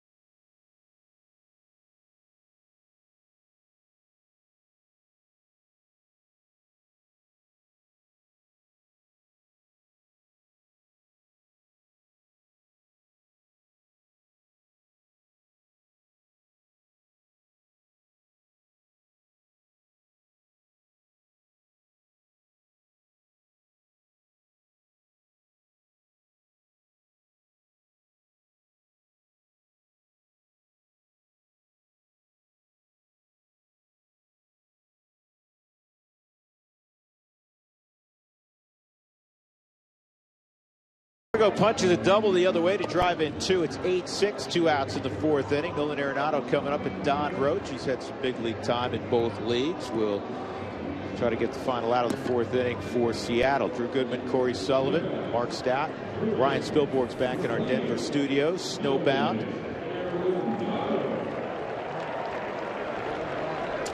So Nolan is in a horrendous slump. He brought a .605 average into the ball game. He's 0 for 2. Fly ball center field and a strikeout. I think they might send him down. I'm a little worried for him. Well, Maybe you can cheer him up after the game.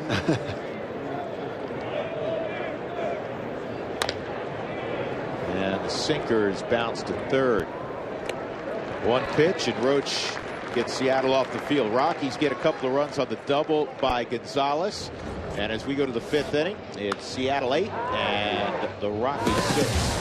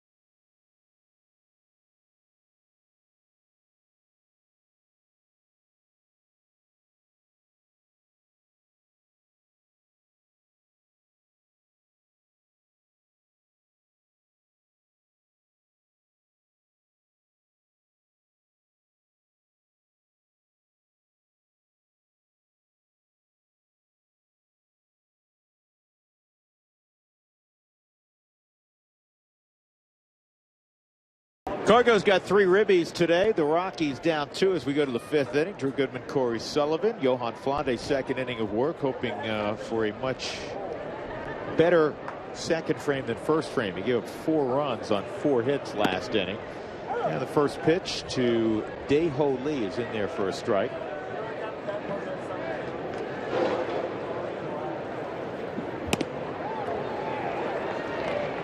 Oh, and 2.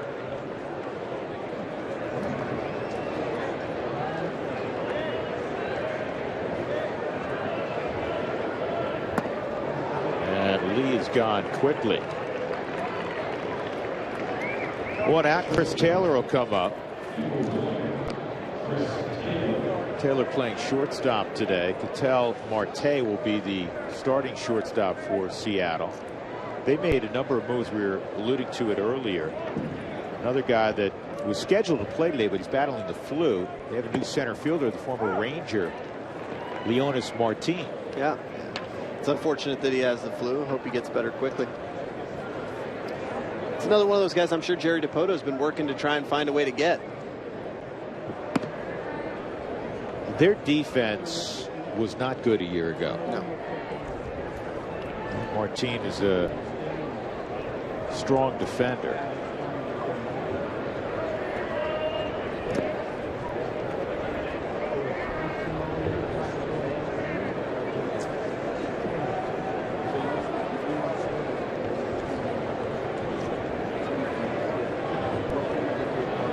Mel Stottlemyre Jr.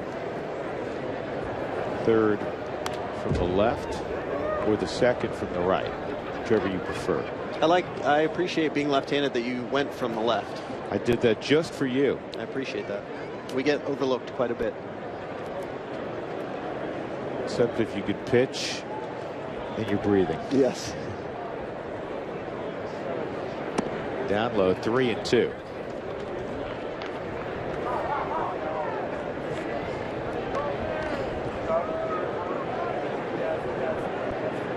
Robertson on deck. Ground ball to Nolan. Stayed down on it. High throw, and on the tag, no! Put on the bag, according to Adam Hamari. I think that's Adam over there. That'll be an error on Arenado. Really, and I think Nolan just rushed the throw a little bit, got underneath it. Taylor put the pressure on him coming out of the box as fast as he did. Watching the replay, I think Paulie got the tag on him, maybe on his left arm, a little bit before he touched first base.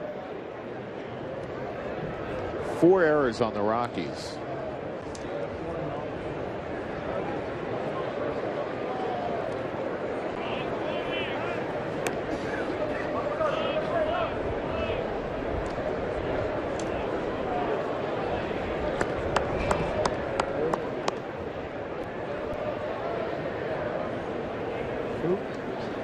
Talking about Stephen Romero being a product of Oregon State, and said there were 2 in the lineup. Daniel Robertson, another guy who played for the Beavers. They won back-to-back national championships a few years ago. The program up in Corvallis.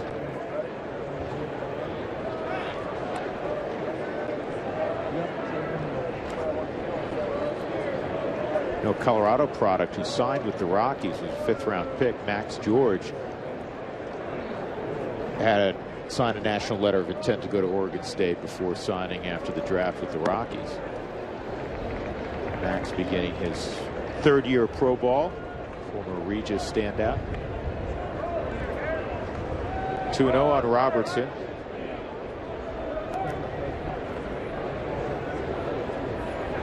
Bounced a triple down the 3rd base line his last time up.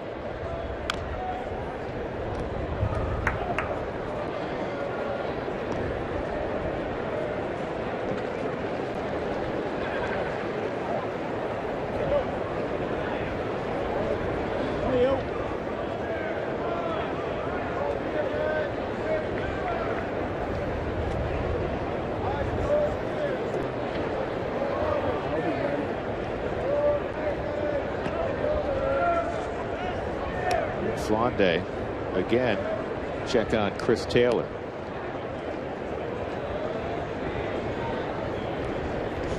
You know, Scott Service in their dugout now, they've used 6 different managers in the last decade. Lloyd McClendon was let go when Jerry DiPoto took over.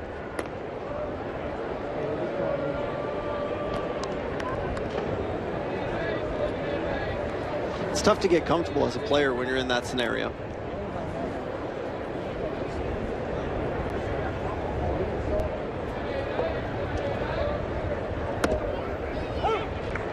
How much interaction, I guess it's different manager to manager, how much interaction once the season gets going day to day is there between a position player, let's say, and their skipper? Really, it depends on how you're playing. If you're playing well, there's really not much. Other than, you know, the typical how you doing, things like that. How's the family? It's really between the bench coach and the players typically. But when you're playing poorly, you can feel the impact because you're going to have team meetings. You're going to work on things. You're going to, if you're struggling, whether it's defensively, you're going to have early work, and you're going to have those conversations. 2 outs. Taylor at first. Sean O'Malley. Walk, strikeout, and an RBI double for O'Malley. And trying to make the club. He's a super utility guy. Probably his best position defensively, 2nd. He's playing 3rd today. He's had a big spring. He's hitting close to 500 this spring. Switch hitter. Can run him out in the outfield also. Takes a strike.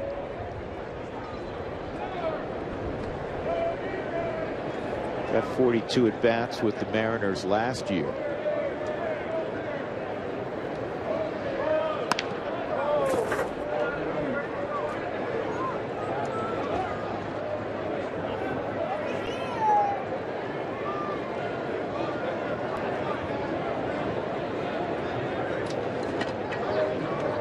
He's playing 3rd base today. Of course, Kyle Seager, when the season starts, will be the everyday 3rd baseman for Seattle. Be overshadowed by his little brother down in LA. Kyle's a really good player too, but Corey Seager, I think in most circles, still, even though he's got a lot of big league time now, the #1 prospect in baseball. He did quite quite an impressive job with the Dodgers down the stretch last year. Slow heartbeat, right? Yep. They're great tools. There's another, we were talking about how big and impressive Trevor Story is. Seager not as strong yet. On the dirt ball, trying to move up and getting in there is Chris Taylor. But Seager not physically yet as strong as Story, but you couple the bat speed, the 6'4" frame. He's going to be another big shortstop with a lot of thump in his bat. I was really impressed stepping into that organization down the stretch when they're in a playoff run and not missing a beat and supplanting Jimmy Rollins.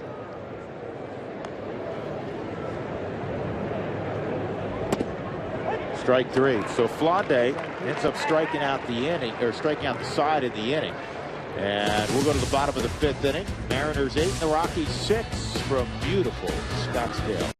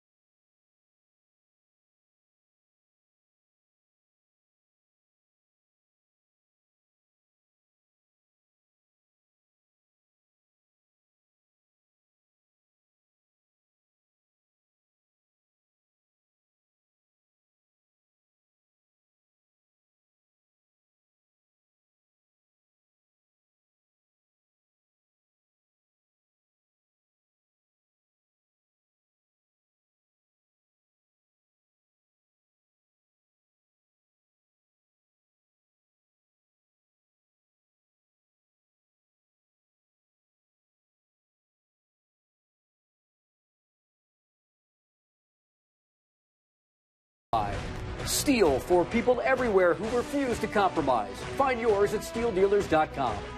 And by Southwest, transparency, low fares, nothing to hide. Back in Denver in the Root Sports Studios, Mark Stout, Ryan Spielborgs. Inevitably, we are going to talk about Trevor Story and compare him to Troy Tulowitzki. He made a play earlier in the game that was Tulo-esque. You were there when Tulo was coming up, say, 2006. What do you think? Resemblance? There's a lot. I mean, physically they look the same, but to me it's just kind of how they're carrying themselves. I think Tulo, after 2006, he had that cup of coffee, came back in 2007, changed his number, stole it from Mike Gallego. He was number 2. And then he was starting to play the game with some confidence. And that's what you want to see. Obviously, with Trevor Story, there's a lot more behind it because you still have the Jose Reyes deal.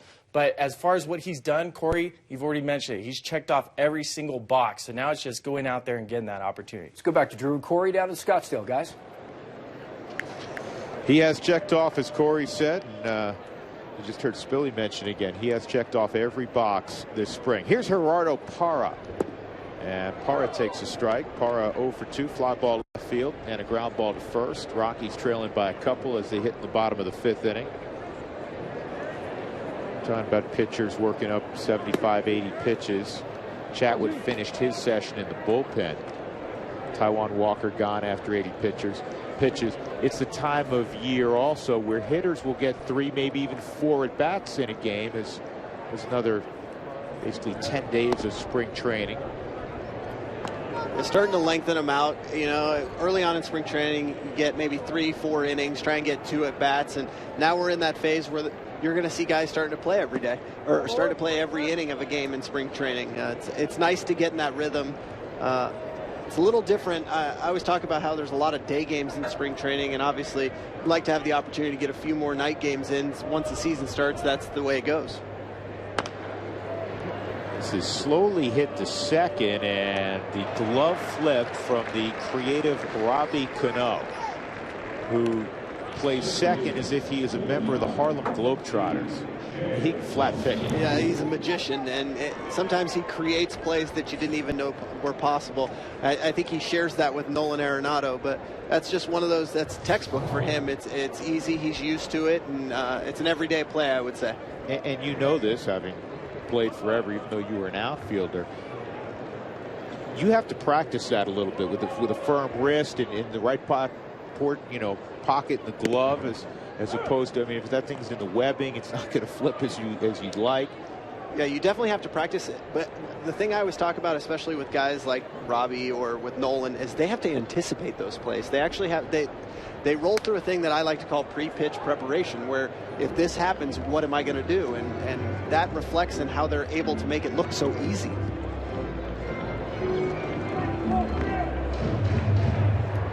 Two strikes on LeMahieu, one of the most gifted players in the game. Robinson, Cano on both sides of the ball. And Cano will get another opportunity here. Backpedaling unless he gets called off, and he does, by Daniel Robertson. That's one of those plays as a center fielder. It is just scary because you're always taught as an infielder, keep your back to the ball and you don't say anything, you wave. And if you watch, that's Robbie's trying to make an effort to keep his back to the ball, and he's just waiting to listen for the center fielder to call him off. Typically, you want the second baseman to stop, because once he stops, he knows he's hurt you. But Robbie keeps backpedaling, and that got close to a collision right there.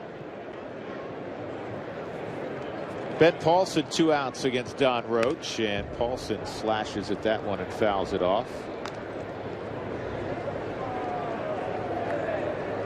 That is a scary situation, isn't it? It really is when there's 3 people involved, because when there's typically a lot of noise in the stadium, you're taught to call the ball. You might call it at the same time as the other outfielder. There's just nothing comfortable about it. For me, I always tried to call it as early as possible so that it could avoid a situation like that. The only time I've ever had a collision in my life was in 2002, actually. It was in spring training with Matt Holliday. He was playing left field, I was playing center field, and that game, same kind of thing happened. And as you can imagine, back then, I was 155, 160 pounds, and Matt was always 220. It didn't end well for me. I was going to say, dude, that's not a guy you want to be colliding into it. And he was 220 then. He's about 245 now. Yeah.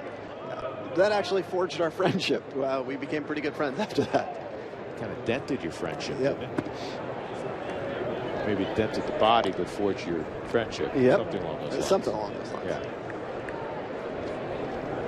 Somebody asked me the other day, said, who do you think's the strongest guy in baseball? And there's a lot of this is a league of big, strong men.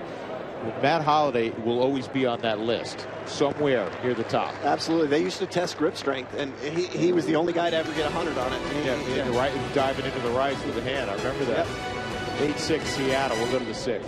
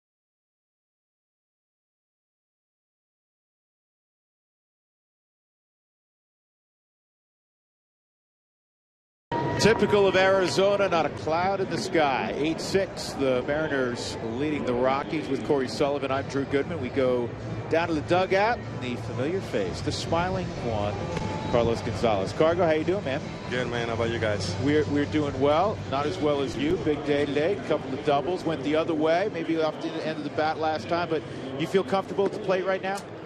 Yeah, I mean, even my spring training numbers are not that great. I feel good at the plate. I'm seeing the ball well. I hit the ball hard.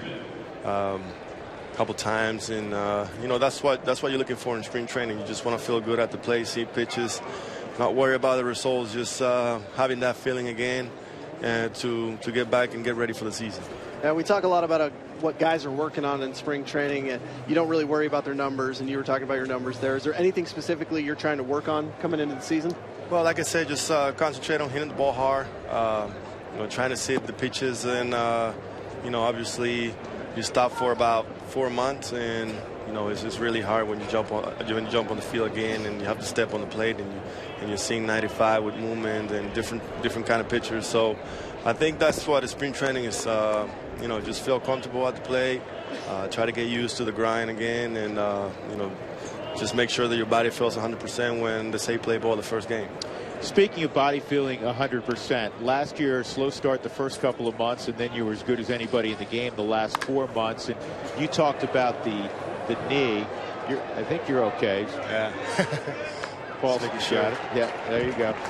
You were talking about the knee. Is that even a thought anymore now that you're further removed from the knee injury of a year and a half ago? Yeah, it's totally different. Last year, in 2014, I had a major surgery, and just recovering and having my doubts, and going into 2015, I felt like I was ready, but at the same time, I was a little lost. I was a little scared to just play the game, and the more I played last year, the better I felt, and I think that's a major key for everybody. For a baseball player, you just got to be out there every day, just go through ups and downs, and always keep your head up, and that's what I did last year. I continued to work even when I was going really bad, and I knew at some point everything was going to get together, and that's what happened. Drew mentioned you going the other way there, and obviously you see the shift all the time. Is that something you're a little bit more conscious of, trying to go the other way, especially in situations like that? Well, to be honest, I'm just trying to hit the ball hard. I don't really think about where they're playing me, because there's nothing I can do.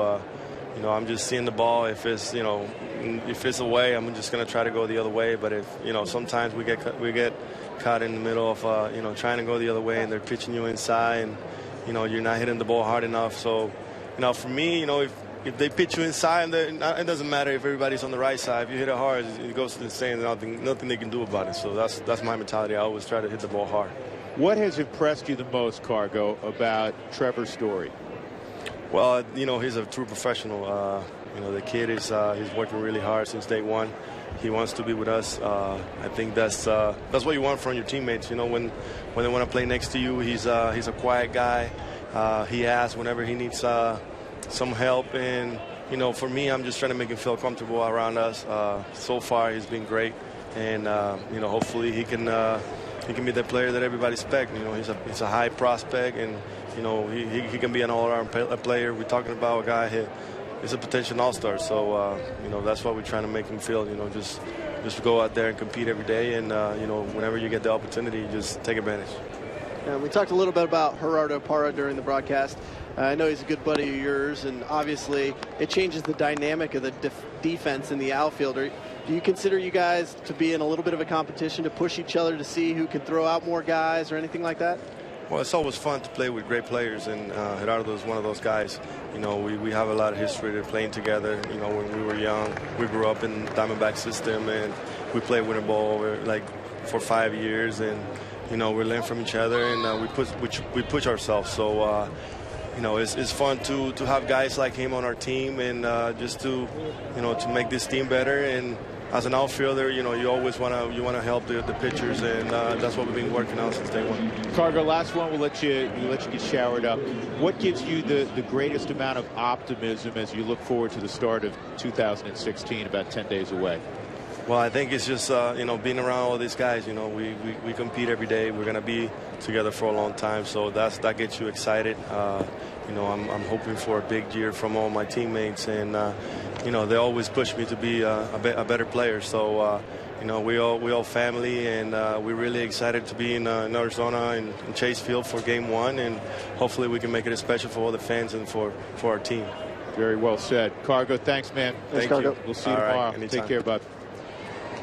Carlos Gonzalez again, a couple of doubles today. He drove in 3 as his afternoon is complete. Nelson Cruz with 1 out, and Robbie Cano, who just walked at first base.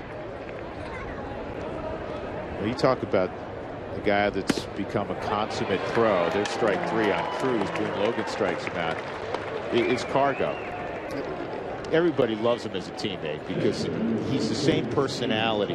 You played with a ton of different guys. When you have that guy who can have the same personality, whether he's 0 for 12 or 6 for his last 12, you really got to appreciate that kind of play. It's important, and it's really important to a guy like Trevor Story who can see and learn from that this game isn't everything. You know, there are other aspects of life, and you go out, you have fun, you play the game, and you play the game the right way, and I think that's exactly what Cargo does. 2 out, Steve Clevenger at the plate. The starting catcher for Seattle will be a guy Rockies fans remember well, Chris Iannetta, who just signed in the offseason when Jerry Dipoto was running the Angels. When Chris became a free agent, he grabbed him. Thanks again to Carlos Gonzalez. Good solid inning for Boone Logan. 8-6, middle of 6.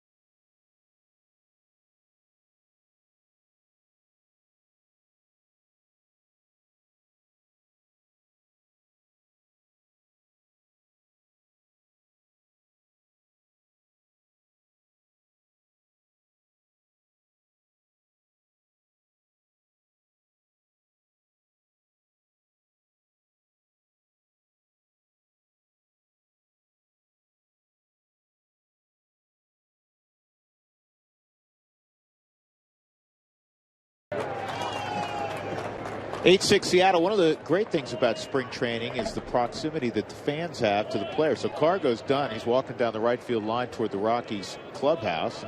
And on the way, he's going to make the day of a number of young fans. I think it's pretty unique too that you get the opportunity because the players have to walk past the fans to get into the clubhouse. Right, and Robbie Cano, his day is done also, and there is a team bus, folks. But for guys like Cano and really anybody, they're going to drive their own car, so they don't have to wait around. Right. So, and it's the only thing. It's so funny because you flash back to Little League days or travel ball days, and you'll see guys, down here, there's so many tournaments going on. You'll see. This is in the air from Garneau to right center field. You'll see teams in and out, and everybody's in their full uni. Well, Robbie Cano right now get on the 101, and if you pass him, he's going to be in his Mariners uniform like he's 12. Exactly, driving back to the stadium. It's a very unique thing. It takes about 3 years for you to be able to ask the manager if I can drive to a game, by the way. So there is a point in time? Yeah, unless it's changed a little bit. It took me about 3 years.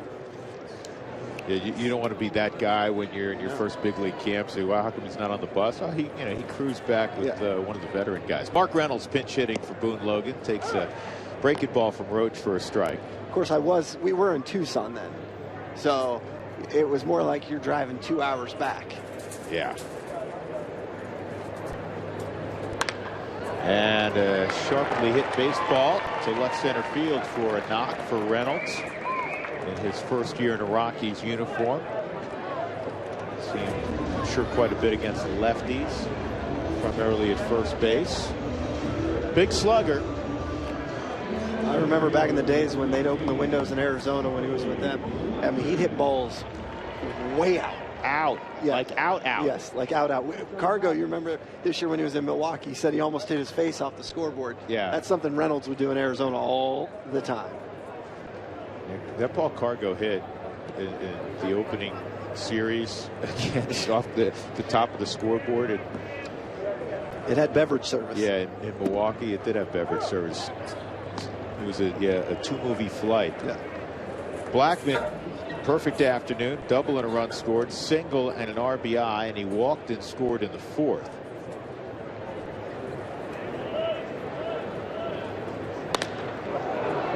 Charlie hits it to fairly deep left center field. Ball's carrying out in the middle of the track. It's hauled in by Romero. 2 outs.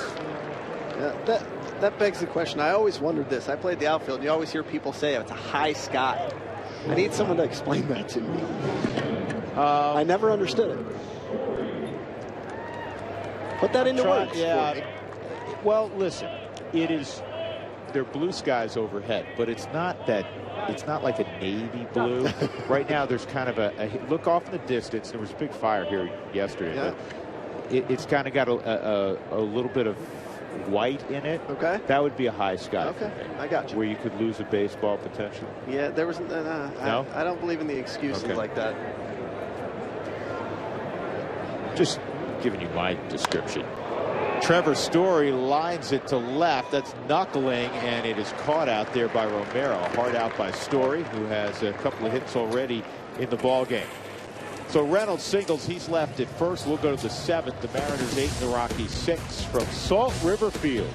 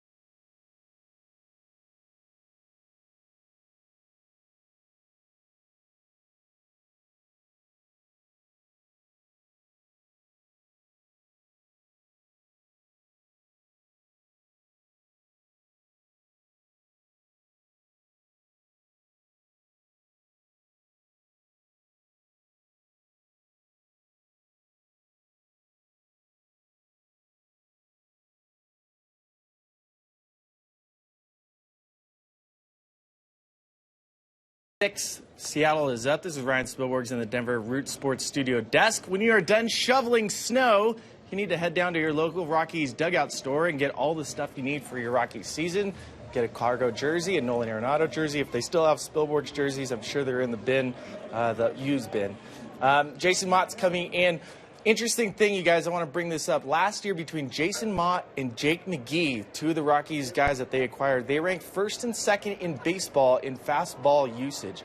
I want you guys to think about that for a second. Spilly, say what you said one more time. Just say that last little bit. Ask the question again. Okay, Jason Mott, Jake McGee, both acquired. They ranked 1st and 2nd last year as relief pitchers with the most fastball usage. 1st and 2nd. Yeah, I think it was above 95% for McGee. Yeah. And Mott, and well he should, has always loved his fastball. It's really worked well for him. Yeah, that's a perfect thing right there.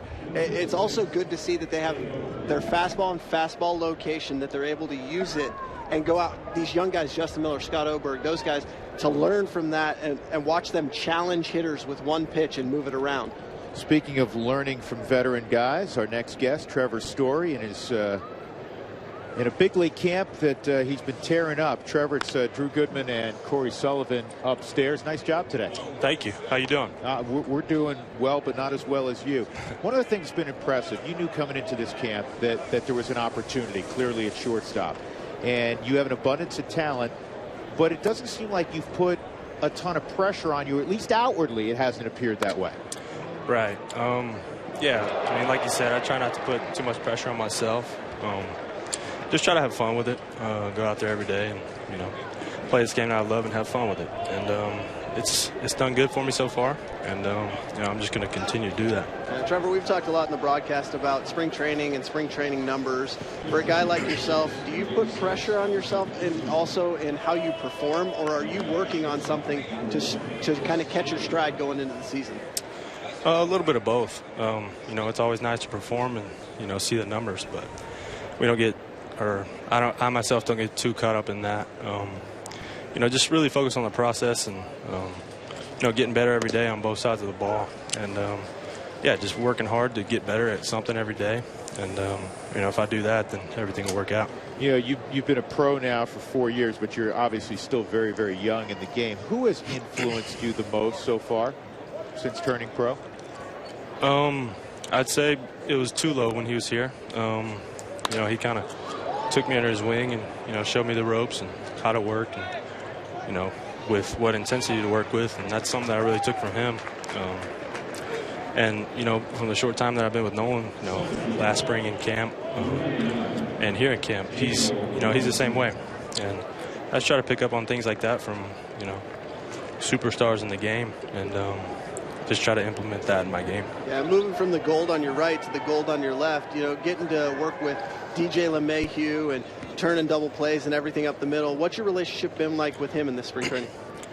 Yeah, it's been good so far. I love DJ. He's a great player. He's you know, he's very quiet, but he's pretty sneaky. He can sneak up on you, but he's a great guy, and I love, you know, playing middle infield with him. And he's helped me out a lot too. You know, we try to get out there a lot and, you know, take some early ground balls and, you know, do a lot during BP so we can have a feel for each other. And it's been great so far. Well, Trevor, I know, again, you're a young player, but some of the stories coming out of the weight room during the winter, they say you're already a legend in there. Why is that? Is that what they say? That's what we're hearing. Multiple sources. Yeah, I mean, I moved down here this offseason to work out up here at the facility. You know, kind of take advantage of that. I think they're talking about deadlift. I put up one of my personal records in that. And, what's your PR in the dead? It got to 525 for one, and I had everybody around me pumping me up. So yeah, it was a group effort. You're a strong man. Good for you. Hey, Trevor, great job today and continued success. Stay healthy. All right, thanks, guys. Trevor Story will come back. Stretch time at Salt River Field. 8-6 Seattle.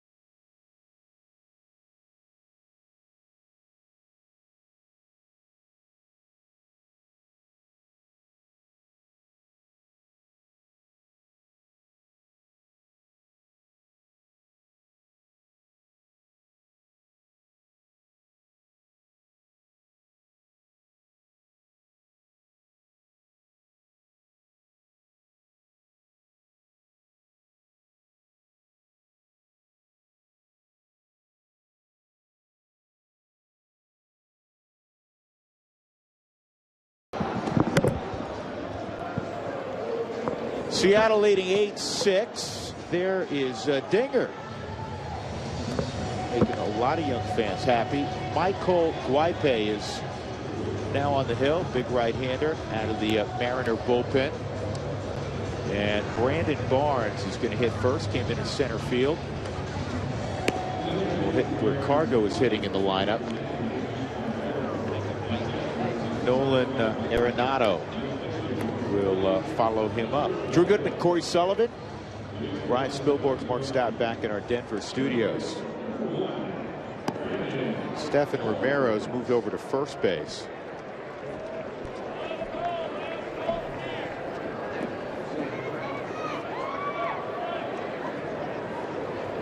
Brantley's behind the plate now. He was with the White Sox. Yeah. Or earlier in the spring, wasn't he? Yep. He got claimed off waivers and changed clubhouses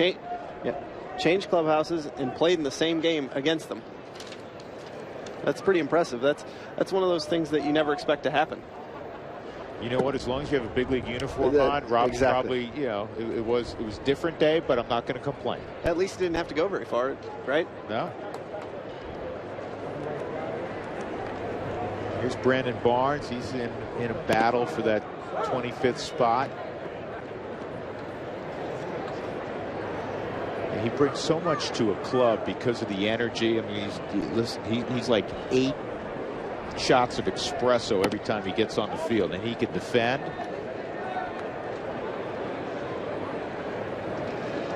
He's just one of those guys. You know, I think a lot of Spilly when I see him. Spilly was the same when he played. He brought positive energy into the clubhouse on a daily basis. If you ever needed to pick me up, that's where you would go. We're trying to get him to do the same thing now from the television standpoint. Unfortunately, he doesn't do that. He just gets stuck in airports. Well, yesterday he was the toast of DIA, from what we understand. Yes.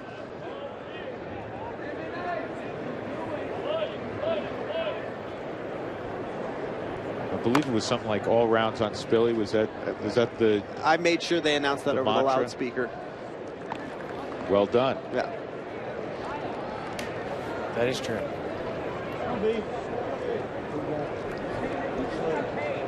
3-2 on Brandon Barnes. Saw him a few days ago. He had a 3-hit ball game. This is back up the middle. Ricochets to short. That's a bad break. That's just unlucky right there. If it doesn't hit him, it's a base hit up the middle. If it hits him any other way, it's probably a base hit, but Karam's right to the shortstop. Arenado coming up, and Ryan Spilborghs joins us from Denver. Was there a clarification? No. It wasn't a round. It was several rounds, and I think by the time I left DIA, I might have helped pay for that new hotel that's that Westin thing. It says they named a wing after you. There's a suite there now. Yeah. You did your civic duty yesterday? Yeah, I made a lot of people happy yesterday. Just like Nolan Arenado is going to make me happy right here because he's going to break that slump. He's struggling. Yeah, that 0 for 3. Oh, it's yeah, a massive slump now. I think we characterized it as just a horrendous slump in his first 2 at-bats. Now it's massive. I wish slumps were 3 at-bats. I got to see some 30, 40 at-bat slumps. Spilly, you saw like 80. Here's the good news, though. At least you got to see him. Yeah. Right? 0-2. In the dirt, 1 and 2.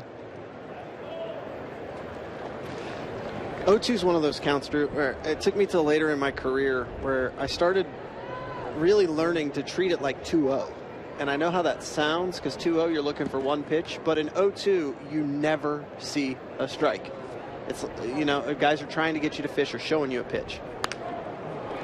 And it took me a long time just to adapt to that. That's an interesting philosophy. I don't know if I've ever heard it quite put that. I understand it as you explain it, but to put it that way, I think at first glance everybody's saying, what do you mean 0-2-2-0? There's a huge difference. A huge difference, but in the 0-2 count, typically they're showing you a pitch, a curveball. They're going to throw it down in the zone, fastball elevated out of the zone. So really, I just started zoning up and looking for a pitch that I could hit, a pitch to drive even in an 0-2 count. And it really helped me stop chasing pitches.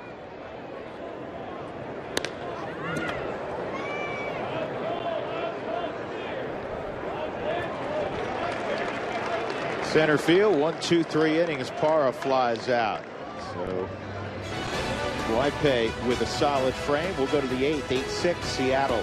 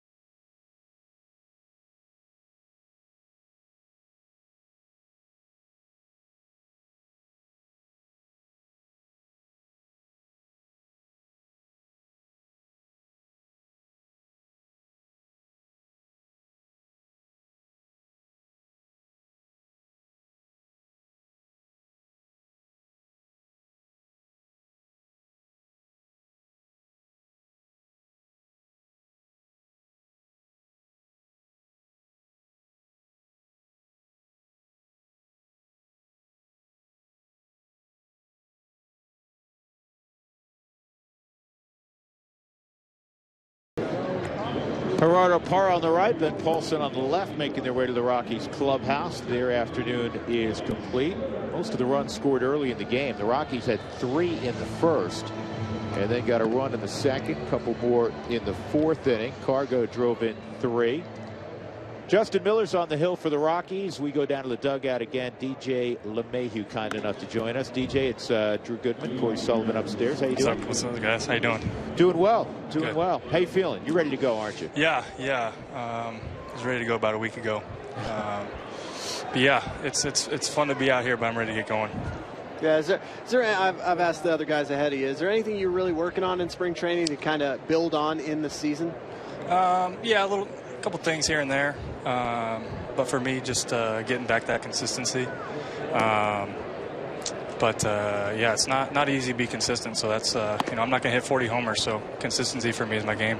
How hard has that been for you to stay in your lane as a player? You know what I mean by that, where people don't put projections on you, and you know who you are. And I think you know who you are as well as anybody in the game. But that was it always easy for you? No, I think that's the hardest part of the game, right? You want to be as successful as possible. You want to be the best player as possible, and you keep trying to push that envelope of how good you could be, but you don't want to lose yourself in the meantime. And that's something that I've struggled with, but at the same time, it's made me better. Nice play. On that note, we talked about how comfortable you are anywhere in the lineup. I know when I played, if I hit 1, 2, or 5, I tried to adapt to that spot in the lineup, but you do such a good job. Does it bother you at all, or do you try and change? No. It's for me, when a job has to get done, no matter where you are, that's what I'm trying to do. And, it's, for me, I think I hit all 9 spots last year, and I think it'd probably be pretty similar this year. Talk a little bit about Trevor's story. He has been really impressive. Not only, you can see the talent, obviously, in his numbers in spring, and you saw him make a great play today. He's been doing that all spring. But I think it's just the way he handles himself, the way he carries himself. Seems like he's ready, and there's going to be bumps in the road, but he's got that kind of personality, that kind of swagger he's going to get through tough times. He's a physical shortstop like the guy who departed last summer, isn't he? Yeah, he is. I have a lot of guys come up to me and be like, man, that looks exactly like Tulo over there. I don't know if he wants to hear that comparison or not, but he's a big guy, really athletic, really strong. He's an athlete out there. Did your dad ever tell you about the old days where the second baseman wasn't 6'4" and the shortstop wasn't 6'3"? Yeah, I know. We got a kind of a backwards infield. But, it's been fun. We got a really good we have a really, really good defensive infield, that's for sure. No question. Pretty good outfield also. Hey, DJ, we'll let you get showered up and out of here. Thanks, man. Okay, yeah, thanks for having me, guys. You bet. DJ LeMahieu having a terrific spring. It'll be an inside-out double. The DJ was replaced by Tony Walters, and Walters an interesting guy. He can play anywhere. He's a catcher. Really? He can play third. He can play second. I guarantee he plays short. He is really, really athletic. I was watching him take ground balls a couple days in a row, a week or so ago. That's not the first good play he's made defensively. No, that showed good range, good read off the bat, and a good jump. I guess he would redefine the super utility. Well, I think now more than ever, you know this, Corey. Yeah. The extra guy, especially like with the Rockies, they may only carry 4, especially at home. They have the extra pitcher, so you can't just be I play first base. Absolutely. Or I'm a third baseman. Even the middle guys, can you run out in the outfield if we need you? Yeah. Can we double switch and maybe you play center for a couple innings? Yeah. Guy Rockies fans will remember for a home run against them in the World Series in 07. Not that it stings at all. Bobby Kilty, if you remember that name, I got to play with him after that, and he worked on actually trying to become a right-handed reliever to make himself the 25th man, where he could be a pinch hitter, or he could come in out of the bullpen, a la Brooks Kieschnick back in the day. Yeah. Well, this ball is rolled to first. Ryan Castile's over there, 2 outs. Come on, leave him out there now. Rafael Ino's at third. I mean, there's definitely times in my career where it would have been useful to have been a little more dynamic to be able to do a few things. I mean, I was a 25th man a couple times, and I was a 26th man a couple times. Yeah, it's really of paramount importance. I read a piece today. You may have seen it was today or yesterday. Matt Bush, who was a former first pick in the draft, and he had some off-the-field issues with, when he was in the Padres organization. But he was drafted as a shortstop, if you remember, Corey. You were still playing, and huge arm. He never hit. Yeah, when he was playing, he never hit, and then again some of the off-the-field problems. Well, now he's around 30. And he may make Tampa's team as a reliever. He buzzes 98, 99 on the hill, and evidently he has become a bona fide candidate to break camp in their bullpen. Yeah, and I'm sure the trials and tribulations that he's faced as a position player are only going to benefit him now as a possible reliever. I heard Kevin Cash talk on MLB Network about him, and he spoke very highly. This is going to be a triple for number 85. And number 85 is Austin Wilson.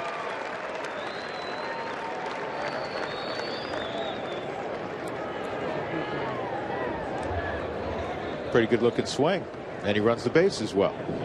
9-6 after the RBI triple by Wilson.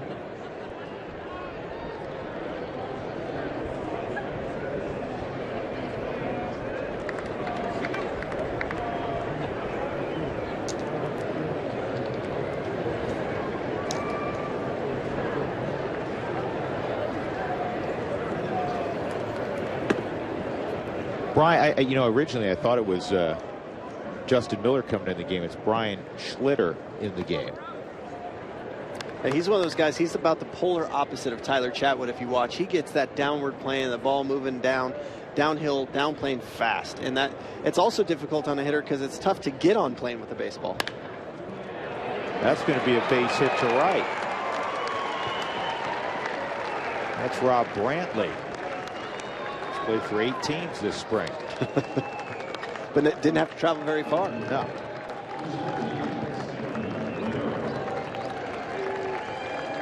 Stephen Romero will get his 5th at bat.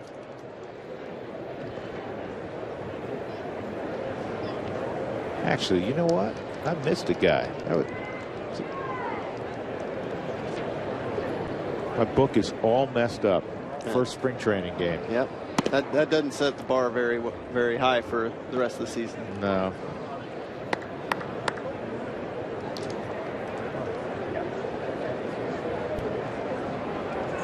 Two outs, a couple runs in for the Mariners. 10-6, they lead in the 8th inning. Salt River Fields and Talking Stick. 2-0 on Romero. 0 for 4. He did reach on an error in the second inning. The Rockies committed 3 errors in the second. They have 5 errors in the game. For what it's worth, we didn't even mention this earlier, the Rockies 10-8-3. It's the only time where you can get a point for a tie like in the NHL. Yeah. Playing some winning baseball, like I said, they're really focused on that win the inning attitude, trying to take that into the struggles that they've had on the road in the past few seasons.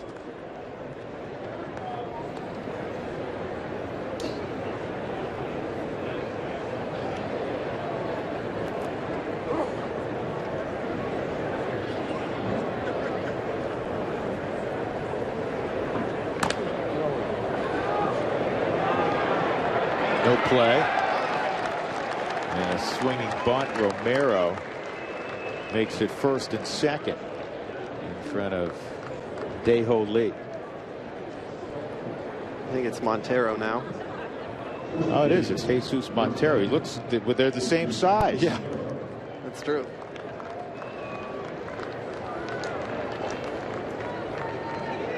Jesus Montero at one time one of the top prospects in the game when he was coming up with the Yankees. He was part of the significant trade from New York to Seattle.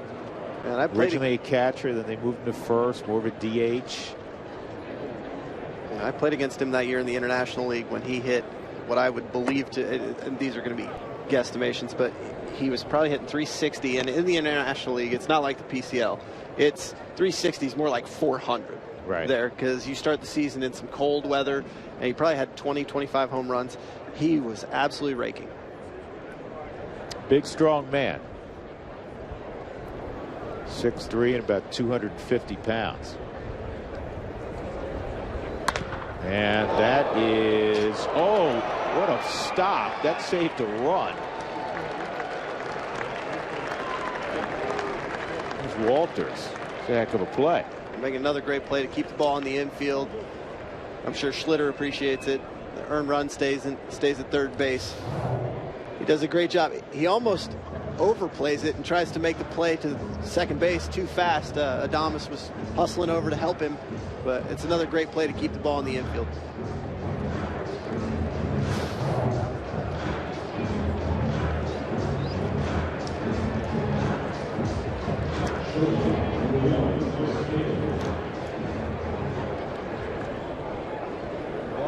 Chris Taylor is at the plate. Justin Miller is in the Rockies bullpen. 2 outs. Base is full of Mariners. Taylor 1 for 3 and a walk. Also reached on an error. He takes ball 1. Jackson Williams doing the catching now.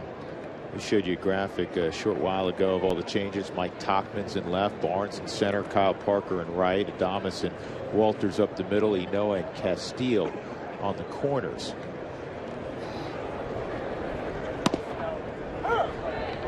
Personally, I'd be impressed if you kept the scorebook clean in a spring training game with all the line changes. You know, I think I have them all now defensively. I may be a little short on the Seattle side. 15 hits for the Mariners, 10 for the Rockies. That was a foul tip on the check swing, so it's 1-2.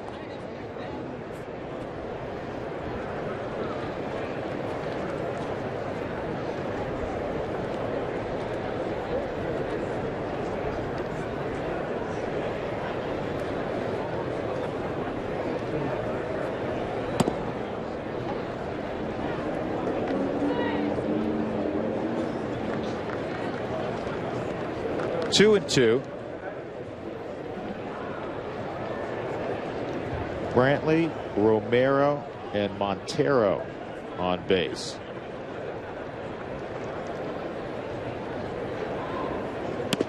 What was that? Brian Schlitter was hoping that was strike 3. 3-2. Tight little slider, did not miss. I think Alfonso Marquez just missed that a little bit. That looked a lot like strike 3. Evidently, Alfonso does not have reservations at Don and Charlie's tonight. Apparently not.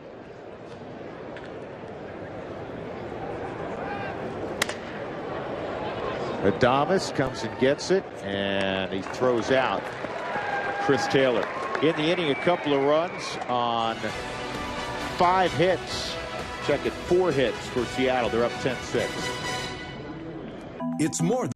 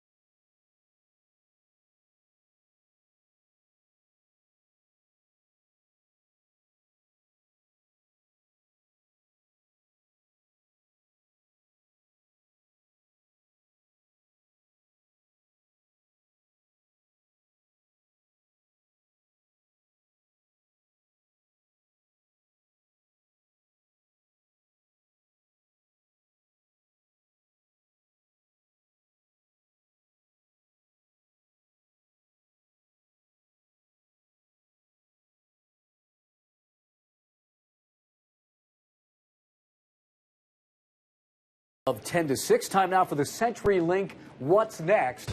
And these are the spring training games we will bring you next year on Root Sports, Saturday and Sunday afternoon. Against the Rangers and against the Diamondbacks, both from Scottsdale. And then on Friday, April the 1st, will be a Mariners game, home and home with the Mariners on Saturday. And then, guys, opening day, staying in Arizona against the Diamondbacks. Looking forward to that on April the 4th as we go back to Arizona, guys. Yeah, an interesting schedule because the Rockies will just relocate to a new hotel. That'll take all of about 15 minutes. And then 101 to the 202 and be right there. You know what? I'm going to take Lincoln across. Okay, I like it. You know, go past your folks' house. Yeah. Or close enough. Rafael Noah will face Michael Guipe, and he takes low, ball one. He's another useful guy. You know, Adames is in the game. We'll see Christian hit here at some point. Christian, a guy that could play a lot of places. Rafael Noah, a guy who could play a lot of places.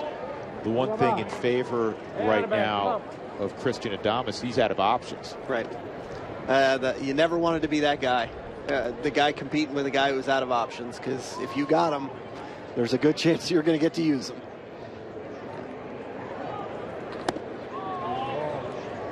But the way and I mean this in the most complimentary way. Yeah. And I said this, in fact, to both Rafael Noah and Christian Adames the other day. They were together in the dugout. They're baseball players. They are. And you know what I mean by that. They're grinders. And what I was really impressed with Rafi was, you know, he adapted well to the role player that he had become coming off the bench. Even pinch hitting last year, he had a lot of success coming in and pinch hitting. And that's not an easy thing to do.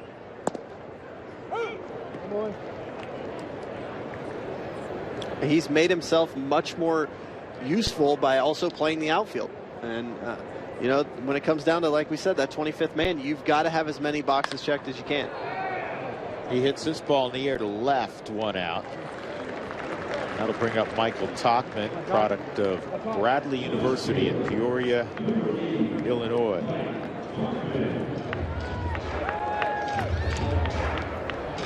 I think Mike won an NCAA batting title when he was at Bradley. Really? He can swing. Is this the pre-BB core or post-BB core? I think it was post-BB core. Okay.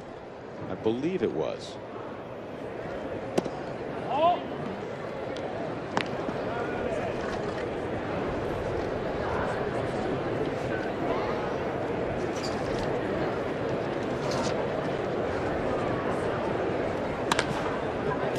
Ball to short.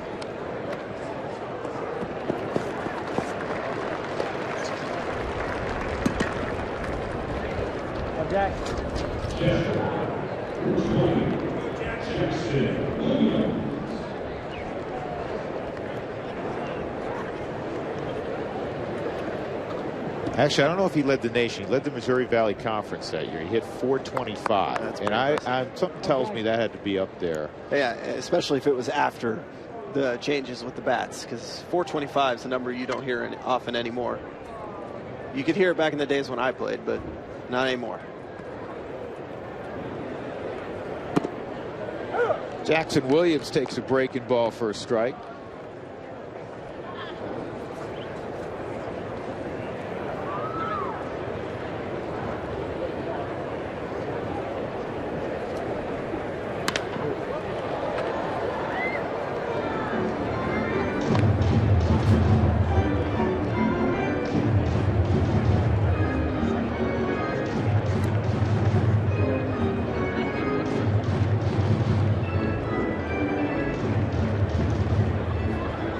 Two strikes on Williams.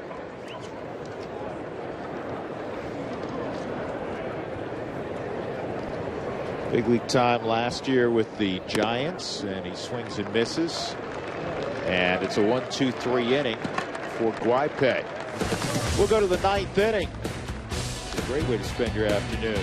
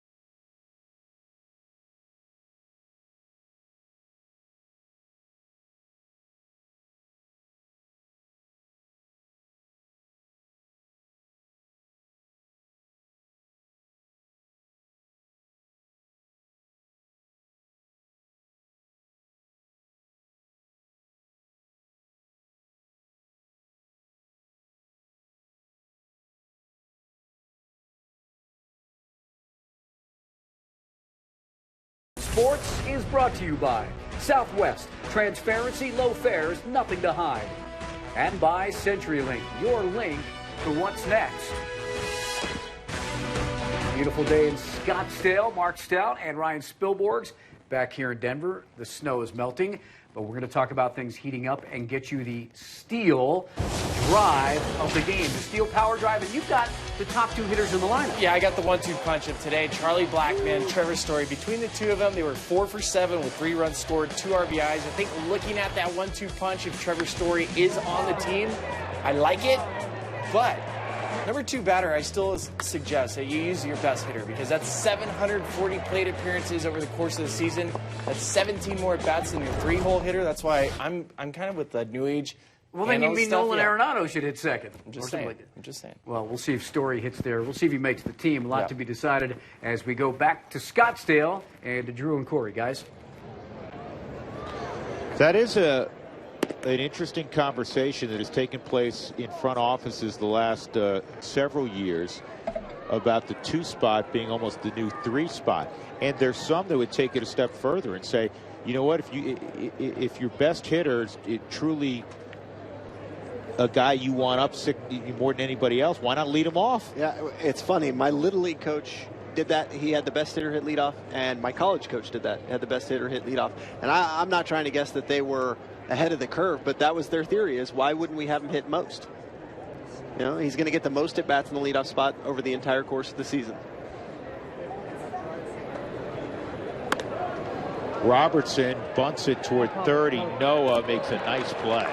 He read that really, really well. Got a great jump right there. I think Robertson might have showed the bunt just a hair early, or he kind of caught it a little too much on the barrel and didn't deaden it enough. But Rafi's footwork was phenomenal. He gets a great read, keeps his eyes on the ball, tracks it all the way in, bare hand, gets the throw off to first base in less than a step. That's a great job by Rafi Yanoa right there.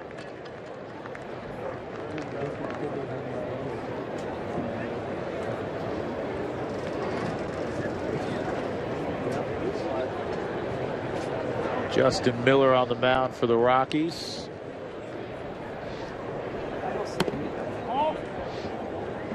I think Justin Miller is one of those guys who's truly going to benefit from the additions of Jason Mott and Chad Qualls. They've both thrown in high leverage innings over the course of their career, also in the playoffs. And I think Justin Miller is one of those guys who's got the kind of stuff that's going to be a back end of the bullpen kind of guy. I love his fastball. I love the way he challenges hitters, and his slider is filthy.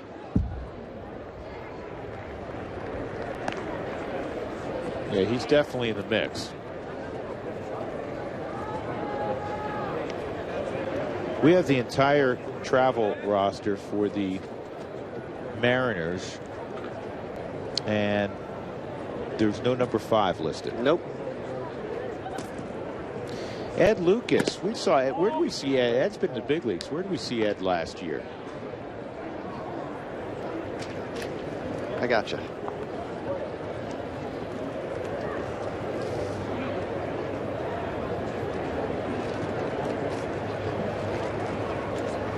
And is Ed one of those Ivy League guys? Something tells me he may be.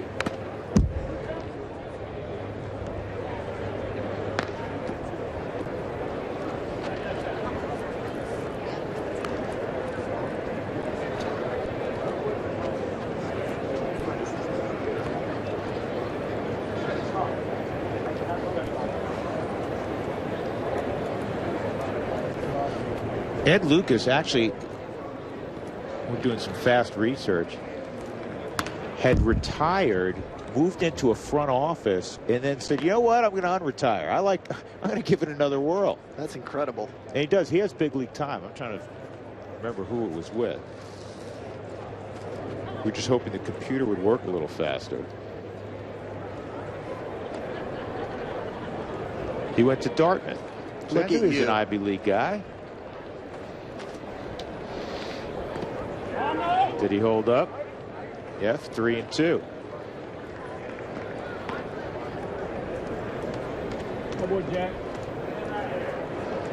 Dartmouth's got a pretty good program up there in Hanover, New Hampshire. Yep. Chris O'Dowd, product of Dartmouth as well.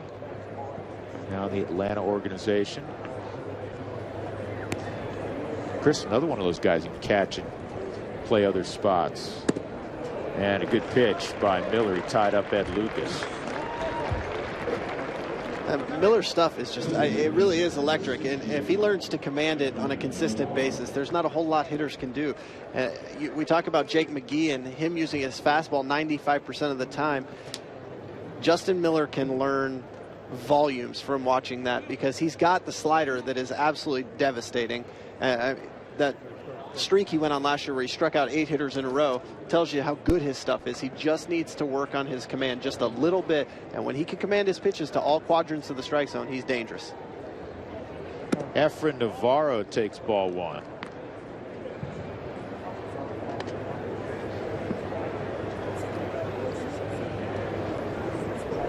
The Rockies reshaping their bullpen. A couple of veterans added. Chad Qualls, Jason Mott, who pitched earlier, pitched well. This ball lined to right, base hit. Yeah, I talked a little bit with John Weil about that, and their efforts were really to focus on trying to shorten the game for their starters, not have to put so much pressure on them to go 5 or 6 or even 7 innings.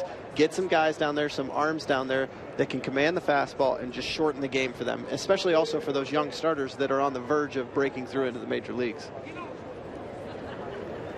Benji Gonzalez.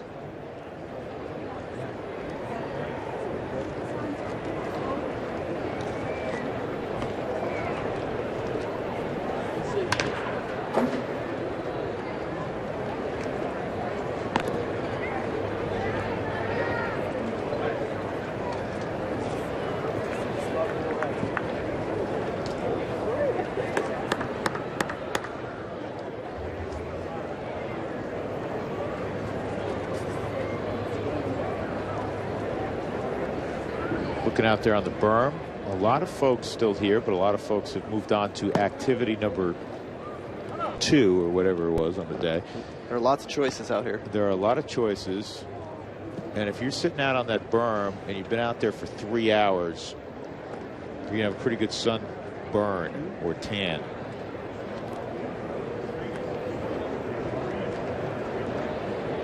Cool thing about sitting out there is the outfielders every inning their warm-up ball they throw you have a chance for baseball every inning. Yeah. This is going to drop. 18 hits for the Mariners.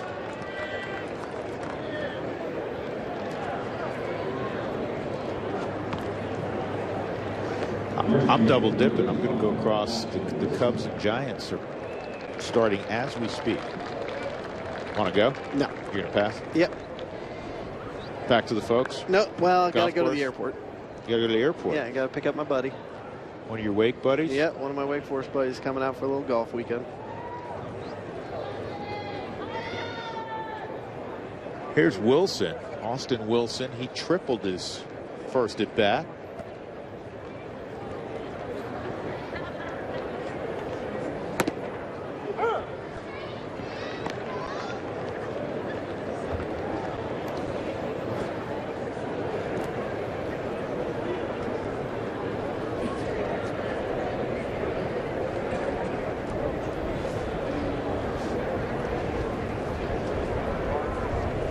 On Wilson. Inside 1-1. Rockies will be in Goodyear tomorrow. No television. They'll be taking on the Cincinnati Reds. And then we're back on the air on Saturday, home against the Rangers, and then in air quotes away but home against the Arizona Diamondbacks on Sunday.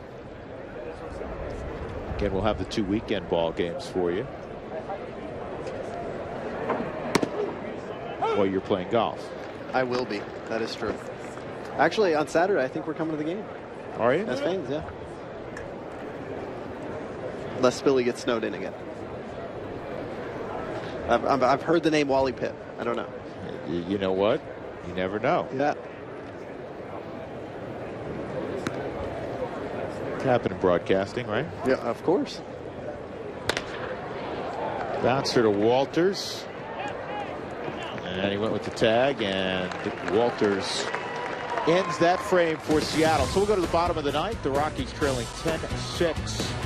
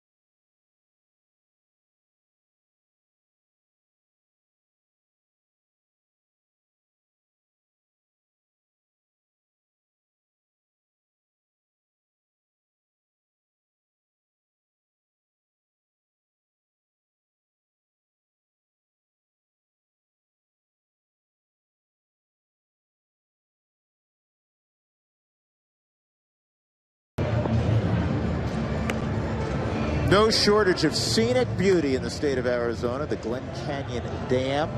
Drew Goodman and Corey Sullivan. Mike Montgomery is going to throw the ninth inning for Seattle. They're up 4 runs. They've tried to remake their bullpen as well. There's a big left-hander. They went out and got Steve Cishek, the former closer for the Marlins, and Joaquin Benoit, another former closer.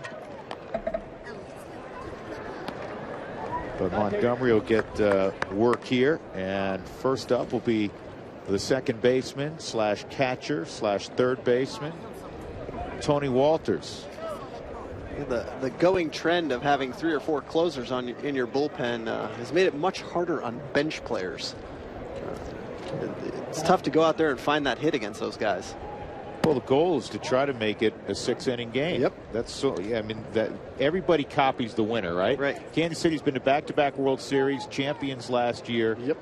They made it a 6-inning game. They did. Boy, Walters, you see that? Yep. He glanced back, and then when he came forward, Montgomery's already in his delivery. And I think he was having a little word with Alfonso Marquez, trying to, say, make sure you give me some time to hit here. 2 balls and a strike. It's hard enough left on left, plus the shadows are creeping in. It puts you in a defensive position automatically. Walters originally drafted by the Indians in the 3rd round. Dealt with some knee injuries while he was with Cleveland.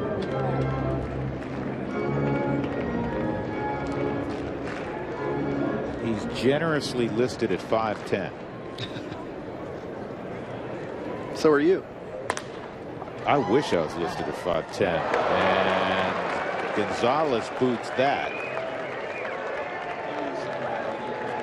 It's the Mariners' first error. The Rockies made 5 of them today. So that's something you often see in a major league game in season, 6 errors, but spring training, I'm not sure why. Maybe it's a little lack of focus in the games, but or working on things and thinking about that in your at bat when you're out on the field.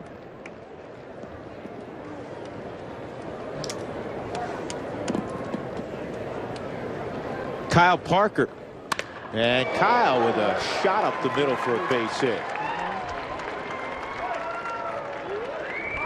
And Kyle's one of those guys that was taken off the 40-man, and he went unclaimed, re-signed with the Rockies, and will be in AAA in all likelihood. I talked a little bit to him last time I was here about, the first time you get designated or taken off the roster and how it can be a little shot to your ego. when you don't get claimed. But he talked about now having a little chip on his shoulder, and I think that's a good thing. And I love seeing him coming up in the at-bat, getting the first pitch he sees and spinning the pitcher's cap. And on this ball to the backstop, the runners will move up. Christian Adames at the plate.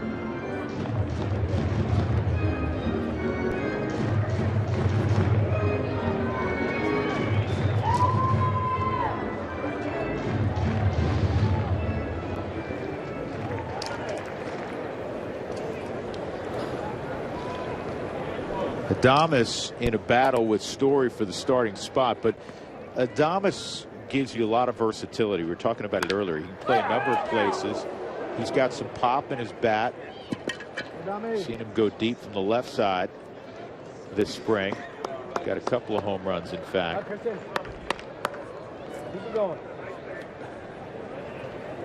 Yeah, he was always a good, solid player. Yeah, he was always known as a glove guy up until about a year and a half ago. He really transformed in the winter leagues. He went down and won a batting title, came back and continued to do the same thing at AAA last year, and as well when he came up to the big leagues. He was ready for the opportunity. Yep.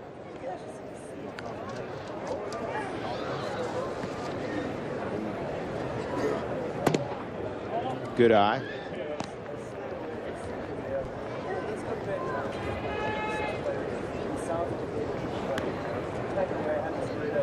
He's done a good job this spring getting the ball in play. Just 5 strikeouts here in March. And almost 40 at bats. Down the first base line, foul.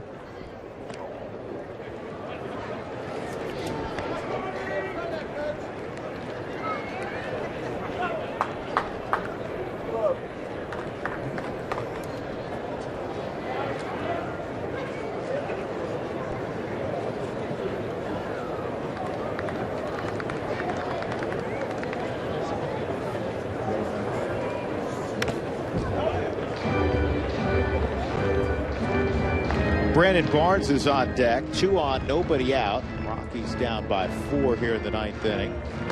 If you're just jumping on board, been out shoveling snow. Rockies got 3 in the first. Double by Blackman, double by Story, double by Cargo.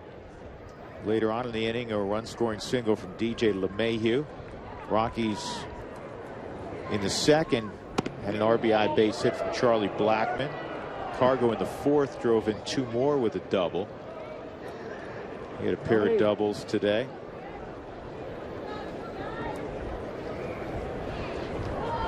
Tyler Chatwood got the start and was behind, quite honestly, in a number of at-bats. And that's a base hit up the middle for Adames. And that'll score 2. He battled that whole at bat. You know, with runners on second, third, nobody out, and I know it's spring training and we don't worry about the score, but you could see he was trying to get him over and get him in. Fouling balls off to the right side of the infield. He's doing a great job letting the ball get deep. He fouled off a pitch that was in after that. This pitch, also a hard fastball in. He does a great job pulling his hands inside the baseball, driving it right back up the middle to get himself 2 RBIs. You know, some are saying, okay, this is a time of game where there's a lot of 80s and 90s, you know, some minor league guys up for a day getting an opportunity. Well, for Christian Adames, that's his only at bat in all likelihood today. It's a real important at bat to him. It's a very important, and the guy on the mound's not a guy throwing 80s or 90s. He made his major league debut last year. And, you know, they're out there, everybody's trying to make a team. Christian Adames battled in that at bat, and he's shown what he's capable of as a player coming off the bench and as well as a starter.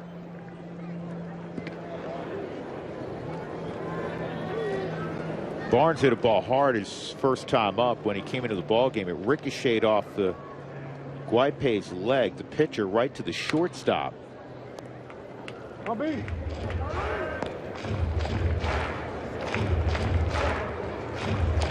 Ball and a strike on Barnes.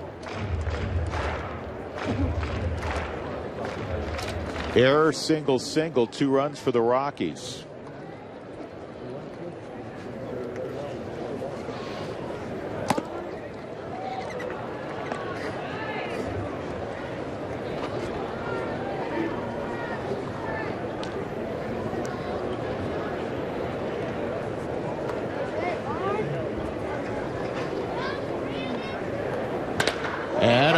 hit for the barnyard.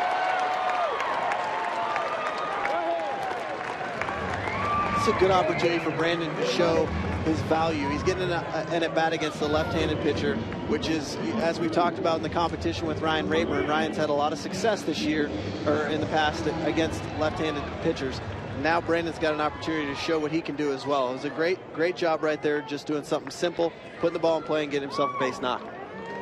Emilio Pagan is now throwing in the Seattle pen.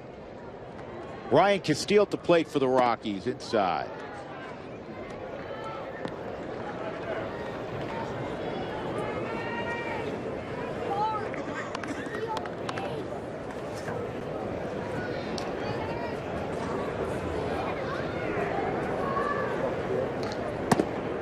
And it's 2-0.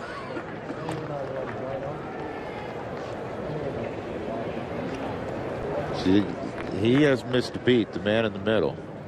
It's like, Mom and Dad, you got to put your hat on backwards. We got to get the rally cap going. Just foul. You know what happens if Barnes scores? Well, I can make an educated guess, but I'd rather just defer. What?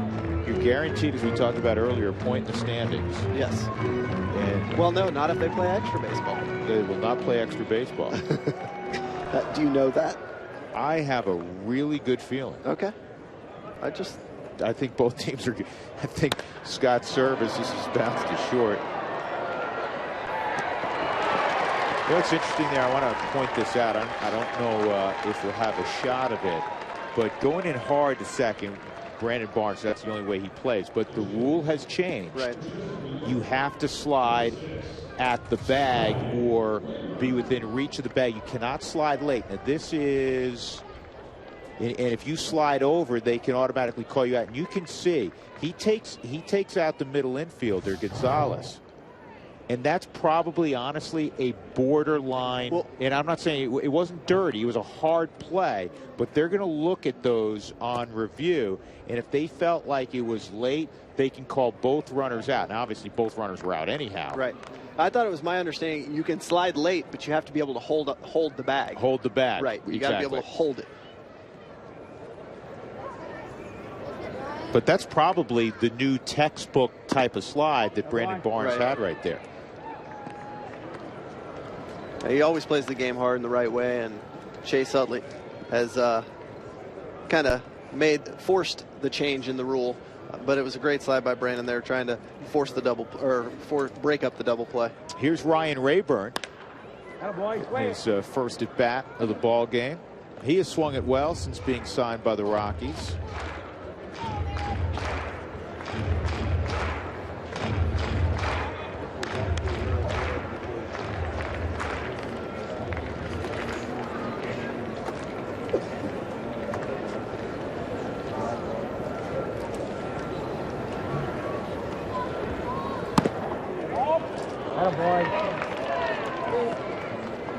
Sully mentioned it earlier. The last 3 years, Ryan Rayburn has collected an OPS of over 1,000, produced an OPS of over 1,000 against left-handed pitching.